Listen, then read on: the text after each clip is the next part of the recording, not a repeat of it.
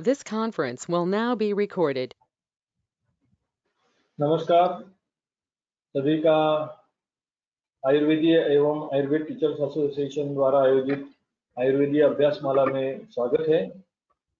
आज का व्याख्यान हिमालयन वनस्पतियों की शास्त्र एवं सद्यकालीन समीक्षा,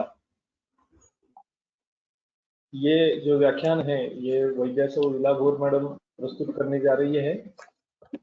इला भोर मैडम बहुत ही जानी मानी प्राध्यापिका है आयुर्वेद महाविद्यालय अपूर्डी में, और बहुत सारे टूर्स उन्होंने खुद गई है और गाइड भी किए हैं।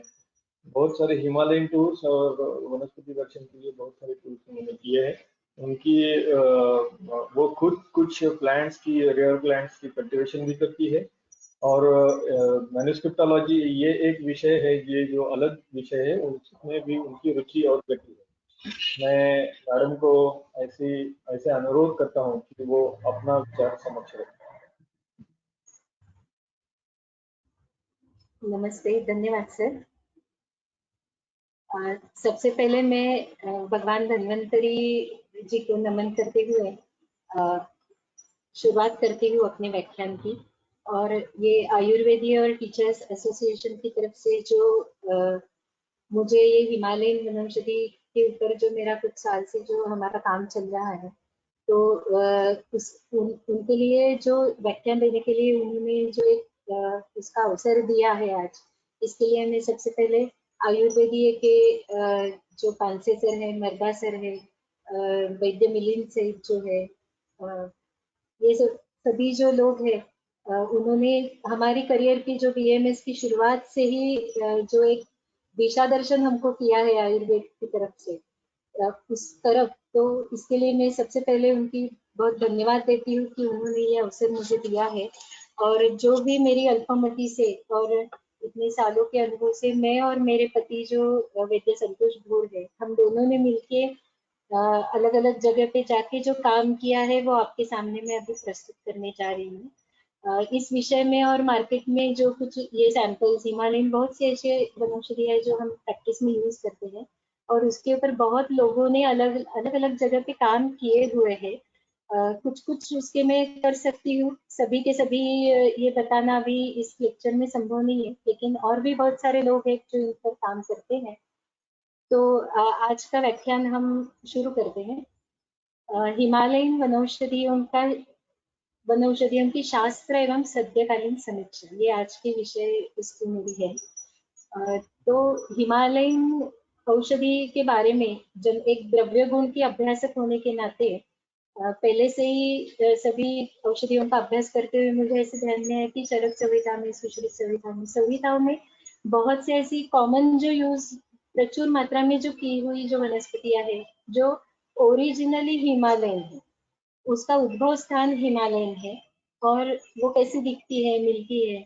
बहुत बचपन से मैं हिमालय में ट्रेक करती आ रही थी, तो जैसे द्रव्य गुण की तरफ मेरा अभ्यास शुरू हुआ, तो वही एक उद्देश्य सामने रख के मैंने उसका अभ्यास करना शुरू किया। और आज की तारीख में हम वो जो द्रव्य है जो यूज करते हैं, तो सद्यकालीन भी उसके वो क्या मिलते हैं क्या नहीं मिलते हैं जो है वो दिखाने का प्रयास मैं करने जा रही हूँ।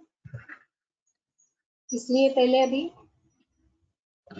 हिमालय का जो वर्णन है, तो हम पहले देखेंगे कि हिमालय का वर्णन कहाँ पे आया है।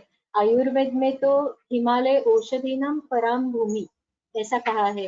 हिमवान जैसे बहुत जो हिमालय की पर्वत श्रृंखलाएं है, तो उसमें सबसे श्रेष्ठ भूमि, श्रेष्ठ देश करके आयुर्वेद में इसका वर्णन आया है। और हिमालय में उस देश में उत्पन्न होने वाली जो औषधियां है, वो बाकी इतर जगह पे, कई जगह पे होने वाली औषधियों से सबसे श्रेष्ठ, महत्वपूर्ण है, उत्तम गुणयुक्त है, प्रशस्त गुणयुक्त। ये बात आयुर्वेद में आई है। तो हिमालय कहाँ पे है और कैसा है, उसका वर्णन जो अन्य शास्त्रों से हम देख सकते हैं, जैसे कवि कालिदास ने उसका वर्णन किया है कि हिमालय कहाँ पे है, तो अस्ति उत्तरस्याम दिशि, उत्तर दिशा में जो हिमालय नगाधि राज्य पर्वत श्रृंखला है, इसमें बड़े बड़े बहुत पर्वत होते हैं। और जहाँ देवताओं का निवास जहाँ पे है। तो ये बात भी सही है कि आज भी हिमालय जो अलग अलग उसके जो प्रदेश है, हिमालय के भाग है, सभी ये भूमि देव भूमि करके ही जाना जाता है, ये आपको सबको पता है। और इसके बारे में मैं जरूर कहना चाहूंगी कि अलग अलग जो देव है, लेकिन शिव जी जो है ये उनका एक प्रमुख स्थान हिमालय ये है। और बहुत बार ऐसे हुआ कि शिव जी के अलग अलग जो प्रदेश है, स्थान है, वहां जाते हुए उनके दर्शन के लिए जाते जाते बहुत सी औषधियां हमें मिली है। या फिर ऐसा भी है कि औषधियों की खोज में जाते जाते सभी जगह शिव जी के अस्तित्व और उसके उनके अलग अलग जो स्थान है तो वो दिखाई देते हैं। तो सच में मुझे ऐसे लगता है कि शिव और औषधियां इनका भी एक बहुत गहरा नाता है, और वो दोनों एक ही है। इस तरह से वो देवभूमि है। और दूसरा भी कई अन्य शास्त्र जो है, इससे हमें हिमालय के प्राचीन काल में जो अलग अलग भाग जो हुआ करते थे, तो उसमें पंच भाग, 5 खंड थे हिमालय के, ऐसे बताया हुआ है कि नेपाल, पूर्वांचल, केदार, जलंधर और कश्मीर, ऐसे प्राचीन काल में हिमालयन रीजन जो होती थी। तो आज के जमाने में भी हम कह सकते हैं कि जो नेपाल भाग है, जो आज नेपाल और उसके आजू बाजू का जो प्रदेश है, वो नेपाल हिमालय है। पूर्वांचल जो है वो नॉर्थ ईस्ट हिमालय रीजन जो है, जैसे अरुणाचल है, सेवन सिस्टर्स है, सिक्किम जो एरिया है, तो वो नॉर्थ ईस्ट पूर्वांचल हिमालय नाम से जाना जाता था उसको। फिर केदार खंड जो है, तो वो सबसे central north Himalayan central part जो है, आजकल जो हिमाचल प्रदेश, उत्तराखंड, गढ़वाल जो भूमि है पूरी, चार धाम जो है, प्राचीन जो गंगोत्री यमुनोत्री के जो सभी रूट है, तो वो केदारखंड के नाम से आज जाने जाते हैं। फिर जलंधर जो रीजन है, तो जलंधर पंजाब जो पंचनद्य परिसर, सिंधु नदी का, सिंधु और पंचनद्य ये सब मिलके पंजाब का जो प्रदेश था, जलंधर नाम से पहचाना जाता था। और कश्मीर जो है, आज के ज़माने में हम देखते हैं कि कश्मीर और लेह लद्दाख ये जो रीजन है, वो तो कश्मीर के अंतर्गत आई है। और हम आगे देखने वाले हैं कि सभी टीकाकारों ने और संहिताओं में जो उल्लेख है, जैसे उत्तरापथ, तो उत्तरापथ ये जो भूमि बताई हुई, तो जो प्राचीन जो सिल्क रूट था, जहाँ बहुत प्राचीन काल से ट्रेडिंग होती थी, वो नॉर्थ ईस्ट हिमालय से लेके कश्मीर से होते हुए, बाल्मिक होते हुए, फिर अफगानिस्तान, ईरान, पाकिस्तान, ये सब एरिया जो उस वक्त था, तो वो उत्तरापथ नाम से प्रसिद्ध है। और उत्तरापथिक होने वाले बहुत से जो है वो संहिताओं में बताए हुए हैं। तो जो मेरे अभ्यास की जो शुरुआत जो हुई है, तो हिमालय में ट्रेक करते करते हुए, ये तो श्रेष्ठ भूमि है जैसे आयुर्वेद में बताई हुई है, और वहां पे मिलने वाली जो औषधियां है वो उत्तम गुणयुक्त है। इसके लिए हमारा ध्यान उसकी तरफ हम ज्यादा आकर्षित हुए। अभी जैसे हम अभी इस काल में या आयुर्वेद संहिताओं में कहाँ कहाँ देश और भूमि का वर्णन जो आया है औषधियों के कॉन्टेक्स्ट से, वो हम देखेंगे कि बहुत से देशों का वर्णन है। कुछ उदाहरण के तौर पे मैंने कुछ देशों का वर्णन यहाँ पे किया है। जैसे उत्तरापथ मैंने कहा कि कश्मीर, अफगानिस्तान से लेके नॉर्थ ईस्ट तक का जो सिल्क रूट था, तो वहां पे होने वाली जो औषधियां थी वो सब उत्तरापथी ऐसे जो है, उसमें वाताम, अभिषुक, निकोचक जैसे जो फल थे, फिर मुंजा तक, जातुकंद, ऐसी कई औषधियां जो है वो उत्तरापथिक बताई हुई। फिर स्पेसिफिक जो कश्मीर है, प्रदेश वनस्पतियों का वर्णन या पर्याय जो है प्रदेश निहाय भी जी की है, तो स्पेसिफिकली कश्मीर प्रदेश में होने वाली जो औषधियां है, हम सबको पता है वो कुष्ठ, पुष्कर मूल, कुमकुम, केशर, शठी, ये ऐसी जो औषधियां है, ये कश्मीर ऐसे ही उनका वर्णन आया हुआ है। फिर कुछ फल वर्ग में टंक, सिंधी फल, जटामासी, सरल, देवदारू, सुरदारू जैसे ये सब कश्मीर प्रदेश में होने वाले हैं। फिर कार्तिकेयपुरम और कामरूप, ये नजदीक रहने वाले जो नॉर्थ ईस्ट एरिया जो है, तो उसमें भी कई सारे द्रव्य, पारावत, आरूप जैसे फलों का वर्णन ये कामरूप और कार्तिकेयपुरम में आए हैं। पारसी के वाणी कई द्रव्य ऐसे हैं, जैसे बाली, पारसी, ये जो नाम है, चिनाक कर्पूर, जो सिल्क ट्रेडिंग रूट था, जो जहाँ पे औषधियों की ट्रेडिंग होती थी, बाद में उसका रेफरेंस आया है, जहाँ वणिक द्रव्य करके टीकाकारों ने उसका उल्लेख किया है कि वहां से वो औषधियों की ट्रेडिंग होती थी। जैसे पारसिक देश में पारसी केवानी पारसिक देश से आती थी, बाल्हिक से हिंगू, कुमकुम, वो सब एरिया जो है, तो इसके हिसाब से भी वो नाम औषधियों को मिले हैं। चीन से कर्पूर आता था, चीना का कर्पूर करके जो एक प्रकार है कर्पूर का, तो वो चीन देश का वर्णन चरक संहिता में भी है। फिर कांचन या पर्वतीय प्रदेश, जो अखरोट या पीलू, सौधितुक्त जो पीलू है वो बाद में हम देखने वाले उसका डिटेल, तो वो भी एक प्रदेश है। कई कई जगह पे हिमवत या हिमाद्री शिखरोद्भव, ऐसे थोड़ा उसका वर्णन इस नाम से आया है। जैसे हेमवती वचा है जो हिमालय में उत्पन्न वाली है, अष्टवर्ग है जीवक, ऋषभक जैसे, कि जो हिमाद्री शिखर में होने वाली। तो इस तरह से अलग अलग देशों का वर्णन, वो औषधियाँ कहाँ पे होती है, ऐसे करके आया हुआ है। इसका डल्लन की टीका में भी उसका रेफरेंस हमको मिलता है कि स्पेसिफिकली आज हम जो आयुर्वेदीय चिकित्सक सब जो प्रैक्टिस में जो जनरली 250 से लेके 300 तक ऐसे कॉमन जो मेडिसिनल प्लांट्स जो औषधियाँ है कि जो प्रैक्टिस में यूज करते हैं, उसमें काफी लगभग 50 से 60 औषधियाँ ऐसी हैं कि जो हिमालयन उद्भव है, जो हिमालय में ही उत्पन्न होती है और वही पे मिलती है। ऐसे दल्लन की इसका कोटेशन है कि हेमवता उत्तरापथ संभूता, ऐसे जो ये वनौषधियाँ है जैसे कस्तूरी, शटी, कुष्ठ, माउसी, सरल, सूरदारू, मूरा, ऐसे जो है, इसके लिए स्पेसिफिकली हिमालय में उत्पन्न होने वाली औषधियाँ, उसका वर्णन, और उसका जो वर्णन है ये संहितोक्त परिचयात्मक वर्णन, मतलब मेरे आज के व्याख्यान का जो विषय है, यहाँ पे इन औषधियों के गुण कर्म का वर्णन करने की विषय वस्तु आज नहीं है, क्योंकि यही इतना बहुत ज्यादा है कि विस्तार भय से सिर्फ वो हम कैसे दिखती है और क्या मिलता है उससे नहीं मिलता है, ये देखने का प्रयास ही आज के व्याख्यान में हमने किया है। इसलिए आज जो पाठ हम लेने वाले हैं उस अष्टवर्ग की जो 8 है, जीवक, ऋषभ, विषावत्सना, जटामा, जैसी जो है, तो इनका वर्णन हम आज है 28 प्लांट्स अभी आज देखेंगे, और फिर पार्ट 2 का जो लेक्चर है 30 तारीख को होने वाला, उसमें ये जो अगली जो एक 30 वनस्पतियां हैं, कटपल, सोम, कंकुश, हेमवती, ये क्या है वो पार्ट 2 में हम देखेंगे। जब हिमालय उद्भव वनस्पतियों की हम चर्चा कर रहे हैं, तो हम जो दिव्यौषधि जो है, तो उनको उनको बताए बिना हम आगे नहीं जा सकते।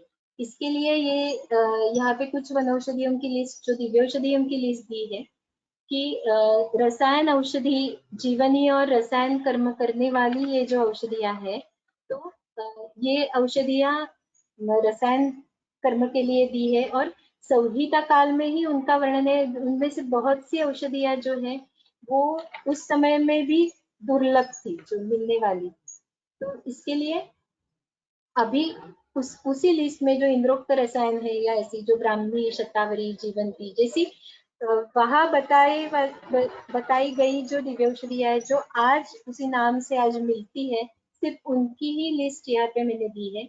जो नहीं मिलती उसका वर्णन संहिताओं में, रसायन अध्याय में आया हुआ है। तो एक उस पे बात हो सकती है कि वो उस जमाने में भी दुर्लभ थे, लेकिन उनके जो पर्याय या उनके जो लक्षण बताए हुए हैं, तो उनके हिसाब से हम वो जो अननोन जो है उनका अनुमान कर सकते हैं, उनके कैरेक्टर्स देख के। आज भी वो संशोधन का विषय है कि जिनके बारे में बहुत काम करना बाकी है। बाकी ये जो वनस्पतियां है, इसमें से भी कई वनस्पतियां ऐसी है कि अगर उनका दिव्य प्रभाव हमको देखना है, तो संहिताओं में ऐसा उल्लेख है, जैसे चक्रदत्त है, शारंगर में कई जगह पे बताया हुआ है कि स्पेसिफिक कर्म के लिए उसका स्पेसिफिक समंत्र ग्रहण, जैसे शतावरी भी है कि आज शतावरी हम बहुत प्रचुर मात्रा में यूज करते हैं, लेकिन अगर हमको वंध्या प्रयोग और गर्भोत्पादन के लिए शतावरी अगर तो समंत्र ग्रहण देख है तो इस तरीके से अगर लिखें तो ज्यादा उसके जो प्रभाव और रिजल्ट जो है मिल सकते हैं। ऐसे है जो अष्टवर्ग की है, जो आज मिलती है, लेकिन सभी की सभी मिलती है ऐसा नहीं है। तो आज दिव्यौषधि के प्रतिनिधि द्रव्य आए हुए हैं निघंटुओं में तो और मध्यकाल में सभी प्रतिनिधि द्रव्य, अभाव प्रतिनिधि द्रव्यों का वर्णन बहुत सा आया है, जो संहिताओं में प्रतिनिधि कंसेप्ट इतनी ज्यादा नहीं थी प्रचलित, लेकिन मध्यकाल से जैसे जैसे वनस्पतियां दुर्लभ मिलने की जो समस्या जो उत्पन्न हुई, तब से प्रतिनिधि द्रव्यों का जो उल्लेख है वो हमको मिलते हैं। तो आज जो ग्रंथोक्त ये जो वनस्पतियां है तो उसी देश से उसी स्थल से ग्रहण करनी चाहिए, तभी हमको उसके जो रिजल्ट्स है वो मिलते हैं। तो आज की तारीख में ऐसा है कि उसका कल्टीवेशन करना बहुत जरूरी है, क्योंकि पहले ही डिफॉरेस्टेशन है और धीरे धीरे जो वन से हम जो वनौषधियां कलेक्ट करते हैं वो आज मिलना बहुत मुश्किल हो रहा है। तो इसके लिए उसकी कल्टीवेशन की बहुत ही ज्यादा जरूरत है। और ये जो दिव्यौषधि है स्पेसिफिक जो बताई हुई है, तो ये एक संशोधन का एक काम हो सकता है कि उसी हिमालय में उत्पन्न ये औषधियां या वहां पे कल्टीवेट करके और हिमालय छोड़ के जो अन्य प्रदेश है वहां पे कल्टीवेट की हुई उनका कंपैरेटिव कुछ काम, तो कौन से प्रदेश में रिजल्ट ज्यादा मिलते हैं, ये हम काम कर सकते हैं, ये भी एक विषय है। फिर एक बात मैं और जरूर बताना चाहूंगी कि ये दिव्यौषधि और आज जो भी कुछ औषधियों का हम उपयोग कर रहे हैं, तो सत्ययुग से चरक संहिताओं में जो उल्लेख किया हुआ है कि सत्ययुग से दिव्यौषधियों का प्रभाव वर्णन तो किया है, लेकिन आज सिर्फ उनमें से जो इतनी बची हुई है, बहुत कम बची हुई है। और पृथ्वी आदि जो पंच महाभूत है और जो वनस्पतियां उपलब्ध है उनमें से भी रसवीर्य प्रभाव गुण उनके जो है वो पादभ्रंश क्रम से आज 1/4 ही रहे हुए हैं। ये कलियुग में उनके भी कुछ गुण मिलते हैं तो हमको वो कम ही मिलते हैं, और इसके लिए कुछ गाइडलाइन संहिताओं में जो दी है वो भी स्ट्रिक्टली फॉलो करना जरूरी है। प्रशस्त भेषज और भेषज जो परीक्षा जो है इसमें उसका वर्णन भी आया हुआ है कि काल जातानी उपागत संपूर्ण प्रमाण रसवीर्य गंध फुल्ली मैच्योर्ड, ऐसे जो जिसमें सभी उसके गुण आ जाते हैं तभी उसका कलेक्शन किया हुआ है।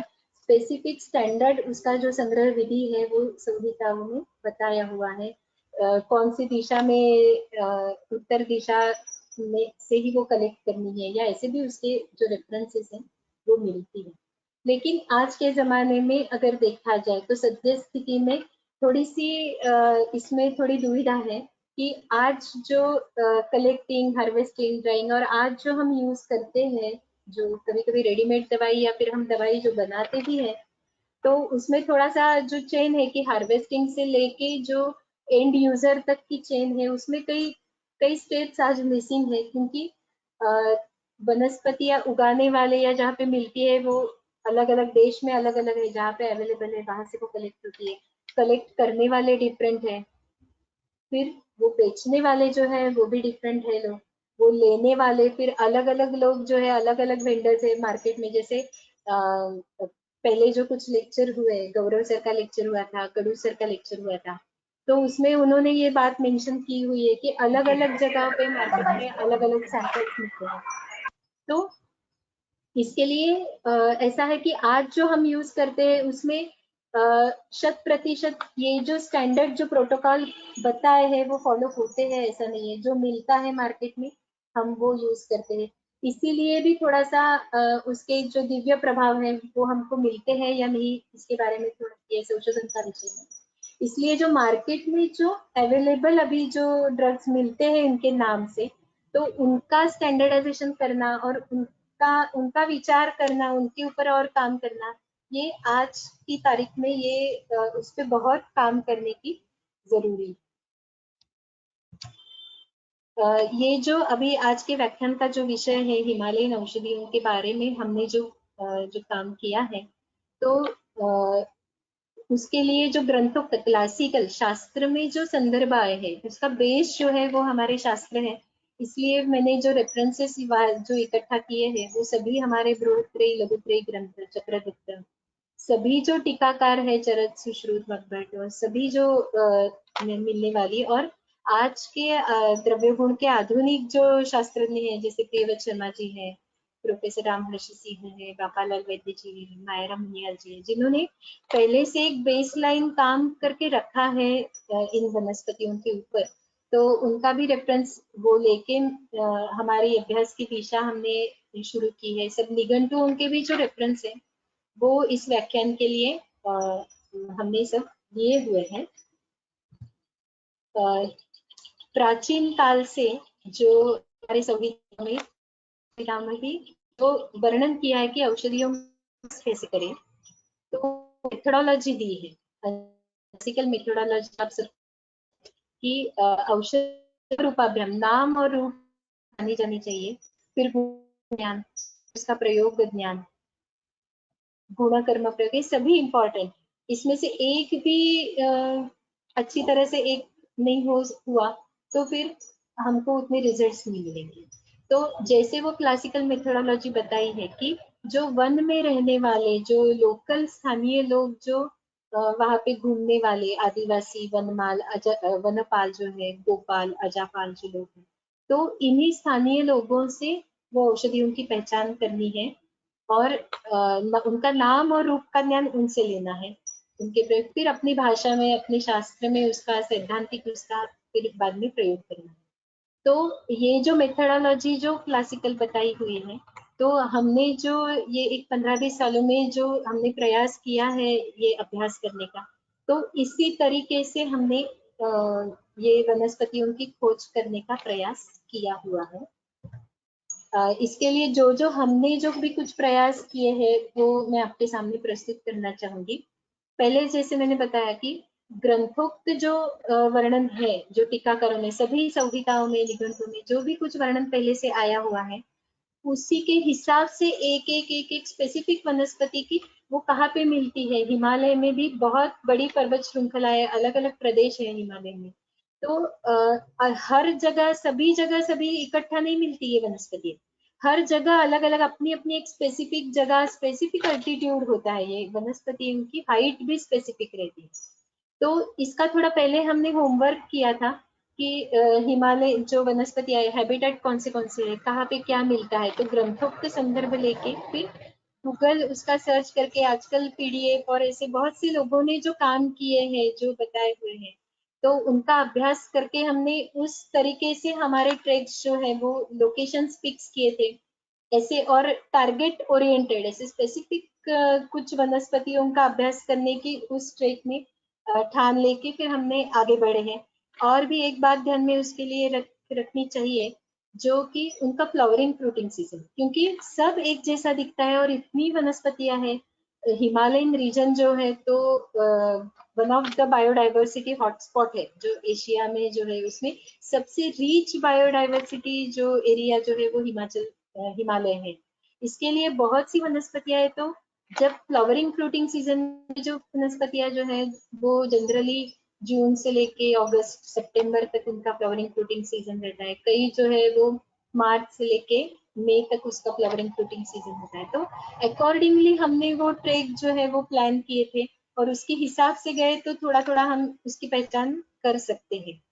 तो इस तरीके से हम गए थे। फिर बाद में वहाँ लोकली, वहां जाके उस प्रदेश में जो लोकल लोग हैं, जैसे संहिताओं में बताया हुआ है कि धनपाल, गोपाल है, वहाँ के लोकल लोग जो है, तो उनसे भी बात करके, उसके लिए एक बात बहुत जरूरी थी कि स्थानीय नाम, जो लोकल नाम है, अलग अलग एरिया अनुसार हमको, जो हम द्रव्य गुण का अभ्यास करते समय जो लोकल नाम जो बहुत देखते हैं और उसको जनरली बहुत सीरियसली लेते नहीं है, क्योंकि वो बहुत सारे नाम होते हैं, लेकिन लोकल नाम अगर हमको पता नहीं है तो भी हम बहुत ज्यादा वनस्पति देख के भी हमको वो पहचान नहीं सकते।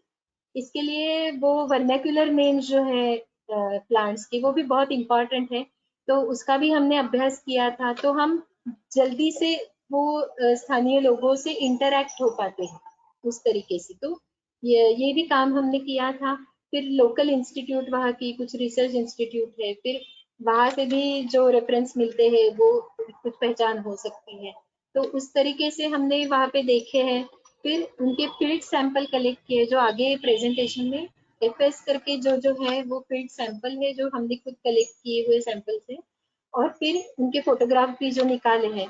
तो बाद में जो यहाँ आने के बाद जो मार्केट सैंपल उनके मिलते हैं, हमारी फार्मेसी भी है तो इसके लिए जो फार्मेसी के लिए जो अलग अलग इतने सालों से मार्केट में क्या आता है, उस नाम से दवाई क्या बेची जाती है, ये मार्केट सैंपल करके जो एमएस नाम से हमने दिए हैं। तो अलग अलग मार्केट सैंपल और फील्ड सैंपल मैच करके देख के क्या वो सही है या उसमें कुछ वेरिएशन है। और बहुत बार ऐसा होता है कि अलग अलग जैसे काल बहुत जैसे दिन जाते हैं वैसे वेरिएशन तो बहुत आता ही है। तो जो थोड़ा थोड़ा प्रयास हमने यहाँ दिखाने का किया है, ये बहुत ही एग्जॉस्टिव काम है। और सभी ये जो हमने जो प्रस्तुत किया है वो बहुत आइडियल है ऐसा नहीं है, लेकिन जो जितना कर सकते हैं उतना हमने करने का प्रयास जरूर किया है। और फिर और एक बात जो है कि बॉटनी जो आजकल का प्रचलित साइंस है, तो उसकी मदद हमें लेनी पड़ती है ये वनौषधियों की पहचान के लिए, क्योंकि जो अलग अलग उसकी वैरायटी है, जाती है, ग्रंथों में भी बहुत से प्रकार जाति वर्णन की हुई है, लेकिन बोटानिकली उसकी क्या भेद है, उसके स्पीशीज क्या मिलती है, वो भी देखना बहुत जरूरी होता है, नहीं तो हम प्रॉपरली करेक्टली आइडेंटिफाई वो नहीं कर सकते। इसके लिए वहाँ के भी जो लोकल जो साइंटिस्ट है कई उनकी, और बोटानिकल आइडेंटिफिकेशन के लिए मेरा बहुत सौभाग्य हम मानते हैं कि जागतिक स्तर के जो टैक्सोनॉमिस्ट है यादव सर, बाचुलकर सर, तो हमने उन्होंने बहुत से प्लांट्स हमको आइडेंटिफाई करके दिए हैं। तो वो भी उनका बहुत ही योगदान इसमें है। हमने आज तक जो अलग अलग जो एरिया जो सर्वे किया है ये वनस्पतियों की खोज में, तो उसका एक ओवरलुक हम करते हैं कि गढ़वाल अलग अलग जो रीजन है, आज जो अलग अलग स्टेट है, जैसे उत्तराखंड है, हिमाचल प्रदेश है, इसमें जो अलग अलग स्टेट है, फिर अलग अलग एरिया डिस्ट्रिक्ट जो है, गढ़वाल है, कुमाऊं है, नॉर्थ ईस्ट हिमालय है, वो सभी जगह हर बार प्लान करके एक एक, अब अभी तक जितने किए हैं और भी बहुत सारे बाकी है कि जहाँ पे हम जाके तो और कुछ ना कुछ जरूर मिल सकता है। तो इन 15-20 सालों में हमने ये जगह जो है, तो उसमें अलग अलग ऐसा है कि हिमालयन, नॉर्थ सेंट्रल हिमालय, फिर वेस्टर्न हिमालयन और नॉर्थ ईस्ट हिमालय, ऐसे जो उसके एक ब्रॉडली जो डिवीजन किए हुए हैं। और उसमें बहने वाली जैसे गंगा यमुना जो है, गंगा की 7 नदियां मिलके गंगा जो होती है मंदाकिनी से, तो अलग अलग नदियां मिलके अलग अलग घाटियां बनी है। तो ऐसे बहुत से है कि जो रिच सोर्स है बायोडाइवर्सिटी। तो ये इस खोज के लिए अगर जाना होता है कि एक उदाहरण के तौर पे एक 2-4 फोटोग्राफ मैंने यहाँ पे दिखाया कि अगर जाना होता है तो या कितनी कितनी हाइट तक हमको देखते, स्पेसिफिक वनस्पतियों के लिए स्पेसिफिक हाइट लगती है, सभी सभी जगह मिलती नहीं, 500 मीटर भी इधर उधर नहीं होती जो फील्ड में हम देखते हैं। इसके लिए इसका भी थोड़ा सा नॉलेज वो सीखना भी बहुत जरूरी है। तो अलग अलग अल्टीट्यूड पे वनस्पतियां मिलती है, तो नदी से लेके ऊपर ऊपर तक ये 12,000 फीट की हाइट, ये लाहुल रीजन का है ये फोटो। कई जगह ऐसे होते हैं कि कई ग्रासलैंड्स होते हैं, उसी में अलग जैसे नदी के किनारे वाले प्रदेश अलग होते हैं, फिर ग्रासलैंड है, फिर ट्री लाइन खत्म होती है और बहुत छोटे छोटे ऐसे प्लांट्स मिलते हैं। तो ऐसे ग्रास लैंड ढलान हो तो ऊपर जाते जाते एल्टीट्यूड अचीव करते करते हमें जो ऐसे ग्रास लैंड जो मिलती है, तो अष्टवर्ग जैसे कई वनस्पतियां जो है तो इसमें मिलती है। फिर 14-15 हजार फीट तक, 15-16 ज्यादा से ज्यादा उस फीट तक हमको जो हाई एल्टीट्यूड प्लांट जो है, जैसे जटामाउसी, कुटकी जैसे जो हाई एल्टीट्यूड प्लांट्स है, ये 14-15 हजार फीट के नीचे फील्ड में नहीं मिलते। ये जो रीजन जो बताई हुई है, ये ऐसे पत्थरों से नीचे नीचे, तो ये रीजन जो है, तो 14,000 फीट में यहाँ पे कुटकी, जटामाउसी जैसे कई जो पौधे हैं ये मिलते हैं। इसके आगे ऐसे ये पत्थरों में शिलाजित की भी प्राप्ति होती है। ये जो है 9-10 हजार फीट के रेंज में ऐसी, जैसे मैंने पहले बताया कि अलग अलग जो नदियां है और उसमें होने वाली वैलीज है, बहुत सी घाटियां है वो नदियों से गुजरते हुए, हमको सबको कॉमनली वैली ऑफ फ्लावर्स पता है। तो वैली ऑफ फ्लावर्स जैसे ही हर नदी के हर एरिया में बहुत ही खूबसूरत घाटियां अलग अलग रीजन में है, और ऐसे स्पेसिफिक रीजन में वो फूलों से भरी हुई रहती है, फूलों की घाटियां होती है। अभी हम देख सकते हैं इस फोटो में कि कम से कम 20-30 प्रकार के फूल पौधे हमको देखने को मिल रहे हैं यहाँ पे। यहीं पे हमारी कभी कभी अतिविशा निर्विशा हमें यहीं पे मिल जाती है। तो कभी ऐसा होता है कि उनको फ्लावरिंग फ्रूटिंग सीजन ना हो तो भी हम पहचान नहीं सकते, और कभी कभी दिखने में पत्ते एक जैसे होते हैं, हम वहां से गुजरते हैं पास से फिर भी हमको पता नहीं चलता कि ये क्या है। तो इसके लिए भी बहुत ध्यान से लेके एक गौरव सर के लेक्चर में कल उन्होंने बताया था कि कीन ऑब्जर्वेशन ये बहुत की फैक्टर है। अगर हमको आइडेंटिफिकेशन करना है, वो देखना है, तो कीन ऑब्जर्वेशन चाहिए। जैसे हमारे शास्त्रों में भी शायद जो कुछ चक्षु, दिव्य चक्षु, ज्ञान चक्षु का जो वर्णन है, तो मुझे ऐसे लगता है और मेरा अनुभव ऐसा है कि जो वही हम फोकस्ड ही हमको रहना चाहिए। अगर हम ऐसे ही, ये चक्षु मतलब ऐसा है कि बहुत कंसंट्रेशन से और ऑब्जर्व करते हुए अगर हम चले तो ही हमें वनौषधियां दिखती है, और एक बार अपनी वो नजर सेट हो गई वो औषधियों के ऊपर, फिर हमको जहाँ भी हो वो वही दिखती है।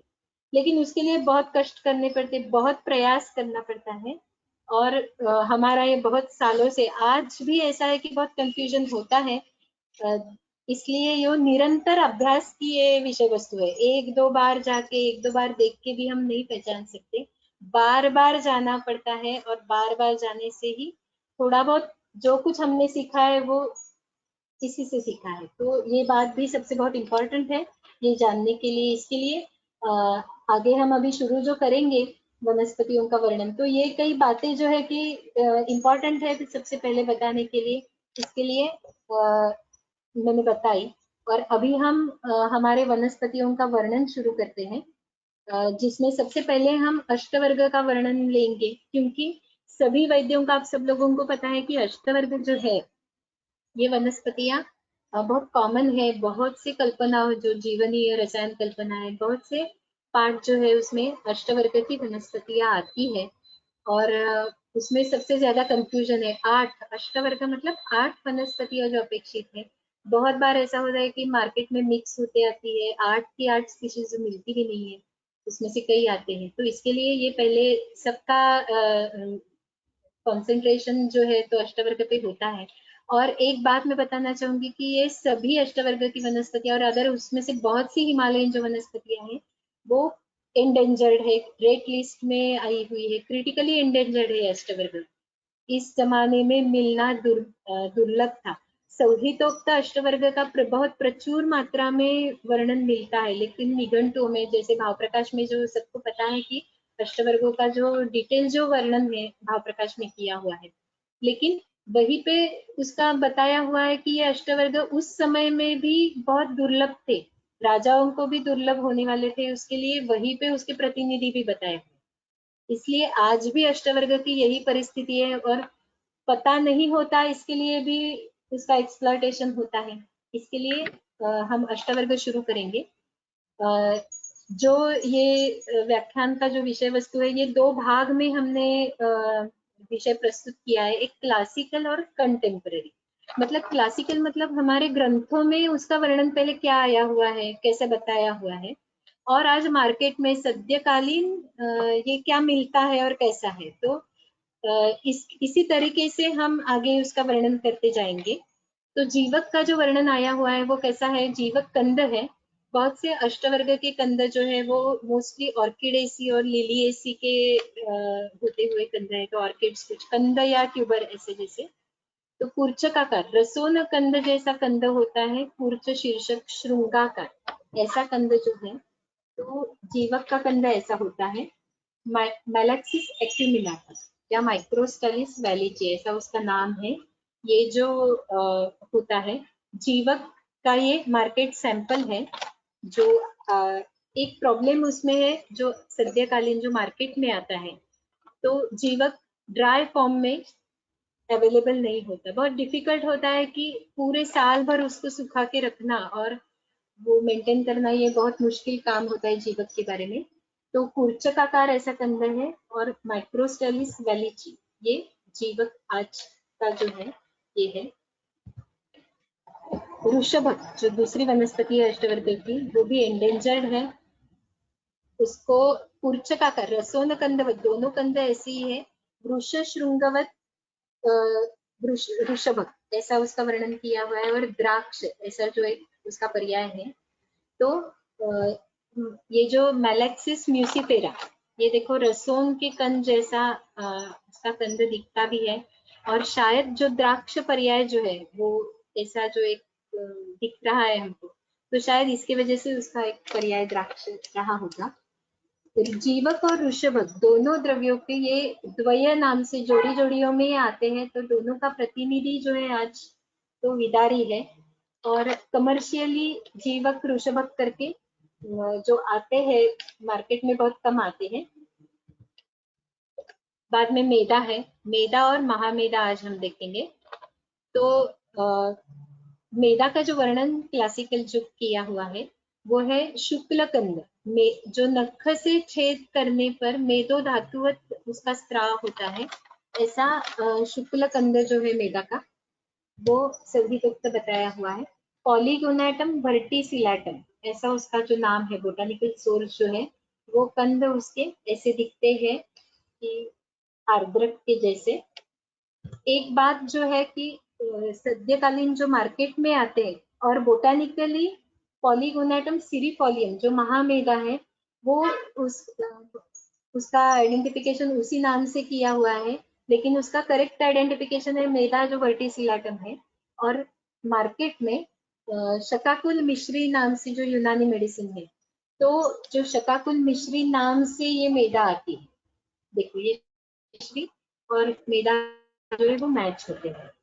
मेदा जो संहितोक्त कैसी दिखती है देखो, पॉलीगोनाटम वर्टिसिलाटम है, ये उसके फ्रूट्स है। और ये जो वैरायटी है पॉलीगोनाटम की, वो वैरायटी वर्टिसिलाटम की वैरायटी रुग्रम करके ये जो वैरायटी है। तो ये दोनों हमने देखी है, इसके लिए आपके सामने ये हमने दिखाई। मेदा और महामेदा के लिए शतावरी सब्स्टिट्यूट द्रव्य बताया हुआ है। जो महामेदा मिलती है तो उसका भी शुक्ल आर्द्रक सन्निभ कंद है। लेकिन एक बात जो अलग से बताई हुई है भावप्रकाश में, लता होती है उसकी, पांडुर वर्ण के उसके कंद होते हैं और त्रिदंती उसका पर्याय है। देखो शायद ये दांत की तरह तीन जैसे जो उसके टोक है, तो उसकी वजह से त्रिदंती। तो आप देख सकते हैं कि महामेदा जो है ये लता है। पॉलीगोनाटम सिरिफोलियम ये जो स्पीशीज है, तो वो इरेक्ट नहीं रह सकती, लता सदृश होती है। और उसके मार्केट में ये जो सैंपल आता है ये एग्जैक्टली वो उससे मैच होता है। फिर बाद में देखेंगे काकोली। काकोली और क्षीर काकोली ये दोनों साथ में आती है। तो ग्रंथों में भी उसका वर्णन भाव प्रकाश में है कि जहाँ पे क्षीर काकोली होती है वहां पे काकोली होती है। दोनों थोड़ा सा सेम, इतना ही फर्क है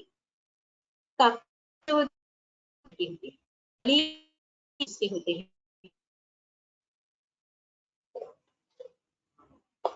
काकोली जो होती है, क्षीर काकोली और काकोली, ये दोनों समान ही होते हैं। थोड़ा फर्क उसमें होता है कि काकोली कृष्ण वर्ण की बताई है। इसके लिए बोटानिकली काकोली जो आइडेंटिफाई है, परफ्यूरियर प्रोसेस, ये जो ये सैंपल था मार्केट से जो काले वर्ण की होती है। अब मार्केट में दिखती है तो और कल्टीवेट भी उसका है तो काकू से जो अलग अलग चीज रोस्किया कैपिटा रोस्किया तो हाँ, ओके रोस्किया मार्केट में काकोली नाम से अलग अलग जो रोस्किया की स्पीशीज होती है वो आती है। रोस्किया परप्यूरिया वार प्रोसेरा ये जो है वो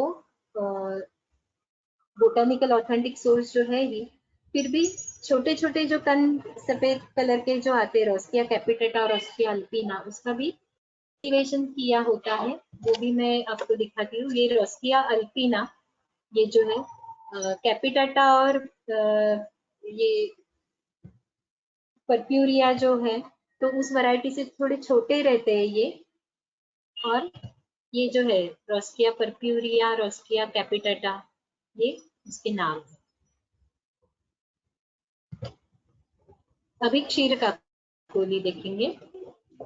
क्षीर काकोली जो है तो ग्रंथों में उसका वर्णन ऐसे है कि पीवरी सदृश शतावरी सदृश कंद कहे हैं और सक्षीर ऐसे है क्षीरवल्ली का शुक्ल युक्त शुक्ल कंद जो है वो होते तो बोटानिकल सोर्स उसका है लीलियम पॉलीफाइलम। लीलियम पॉलीफाइलम जो ये सोर्स है क्षीर काकोली का।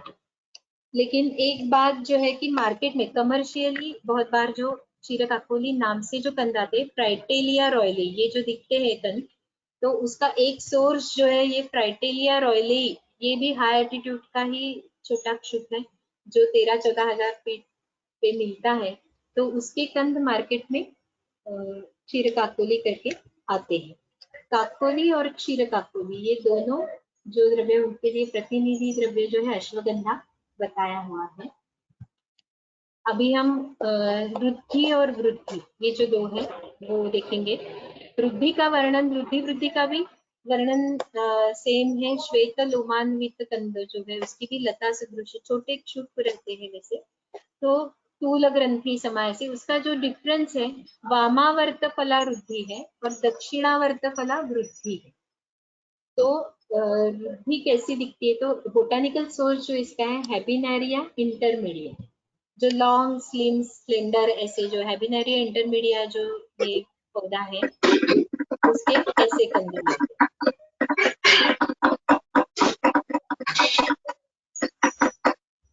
आवाज आ रही है तो कंटिन्यू करूं? हाँ तो कमर्शियली हैबिनेरिया इंटरमीडिया जो ट्यूबर है तो एकवर्ती जो वृद्धि है तो हैबिनेरिया एकवर्ती के जो छोटे कंद है तो कई बार वृद्धि नाम से ये आते हैं। तो मैं दिखाती हूँ आगे। वृद्धि का जो वर्णन किया हुआ है श्वेत लोमान्वित ऐसी है दक्षिणावर्त फला हैबिनेरिया एकवर्ती नाम का जो ट्यूबर है तो ये ऐसे दिखता है। ये वृद्धि हैबिनेरिया एकवर्ती हैबिनेरिया की भी बहुत सी स्पीशीज ऐसी है कि जो वेस्टर्न घाट में भी बहुत मिलती है बहुत स्पीशीज है और हिमालय में भी मिलती है। इसके लिए बहुत बार ऐसा होता है कि मार्केट में एक तो ये 8 के 8 नहीं मिलती ये सभी जो है वो मिक्स होके 3 या 4 कुछ स्पीशीज मिल सकती है और मिक्स होते ही सब मिक्स होके आता है। इसका जो वृद्धि और वृद्धि का जो प्रतिनिधि द्रव्य है वाराही कंद संहिता में बताया हुआ है। फिर हम अभी अष्टवर्ग अभी हम देखेंगे अतिविषा। अतिविषा ये भी एक जो द्रव्य है कि आयुर्वेदीय प्रैक्टिस में बहुत प्रचुर मात्रा में जिसका उपयोग किया जाता है। तो अतिविषा संहितोक्त जो अतिविषा है चरक संहिता में एक ही अतिविषा का वर्णन है लेकिन भाव प्रकाश में अतिविषा और प्रतिविषा ऐसे दो प्रकार की अतिविषा भाव प्रकाश ने बताई है। बाद में शोढल निघंटु में शोढल निघंटु और निघंटु रत्नाकर ऐसे दो निघंटु में अतिविषा प्रतिविषा और अरुणा ऐसे 3 प्रकार की अतिविषा बताई है। तो उसका कैरेक्टर भी स्पेसिफिक कैरेक्टर बताया हुआ है कि शुक्ल कंदा पर्यायी नाम जो है सिनोनिम्स उसके हिसाब से शुक्ल कंदा अतिविषा होती है श्याम कंदा प्रतिविषा होती है। और जो अरुणा वैरायटी जो बताई है वो मध्य देशस्था अरुणा, ऐसे उसका एक वर्णन किया हुआ है। और बाद में शारंगर के काल में, मध्य काल में अतीस शब्द से अतिविशा जानी जाती है। तो एक बात मैं बताना चाहूंगी कि अतीश जो शब्द मध्यकाल से जो प्रचलित था लोकल है, तो आज के जमाने में भी अतिविशा जो है वो अतीश नाम से प्रसिद्ध है, आज भी अतीश नाम उसका है। तो अतिविशा दिखती कैसी है, ये भी क्रिटिकली एंडेंजर्ड है और दिखने में ये अतिविशा फेड है। बहुत ही एकोनिटम की बहुत स्पीशीज मिलती है, 28 स्पीशीज मिलती है भारत में। अतिविशा के जो पत्ते होते हैं उसमें बहुत वेरिएशन भी होता है और उसके सभी एकोनिटम के फूल बहुत सुंदर होते हैं, नीले रंग के प्रायः होते हैं। ये है अतिविशा। और मार्केट में सद्य स्थिति अगर हम देखेंगे अतिविशा की, तो तीन प्रकार की अतिविश मार्केट में आती है। एक अतिविशा जो है कुल्लू कड़वा नाम से अतिविशा आती है, जो कुल्लू डिस्ट्रिक्ट से, कुल्लू मनाली से आती है अतिविश जो है वो कड़वी होती है। फिर आग करके जो अतिविशा आती है कई जगह पे मार्केट में, जो अतिविशा हेटेरोफाइलम का ही जो सेंट्रल का रूट पोर्शन जो है स्टोलॉन का, वो आता है, थोड़ा इंफीरियर क्वालिटी का होता है। और आप सबको पता है कि अतिविशा बहुत महंगी है, तो आप थोड़ा उसमें से थोड़ा कम रेट में मिलती है। और एक नेपाली या मीठा अतिविश करके अतिविशा मार्केट में आती है, उसमें भी बहुत वो सैंपल में वेरिएशन है। इसके लिए ये नेपाली अतिविशा जो है उसका बोटानिकल सोर्स एग्जैक्टली हम बता नहीं सकते। अभी हम देखेंगे कि एकोनिटम हेटेरोफाइलम जो अतिविशा है ओरिजिनल, वो कैसे दिखती है। आप देख सकते हैं कि उसका जो आइडेंटिफिकेशन फीचर, जो कैरेक्टरिस्टिक फीचर जो है, देखो जो कट पोर्शन है अतिविशा का वो सफेद है अंदर का, और उसमें ये 5 जो डॉट है उससे हम अतिविशा पहचान सकते हैं। स्टार्ची होती है बहुत, और उसको गुणवल्लभा जो एक पर्याय है, तो हम देख सकते हैं कि उसको बहुत जल्दी कीड़ लगती है, अगर बाहर रखे तो अतिविशा ये जल्दी खराब हो जाती है। तो ये अतिविशा है।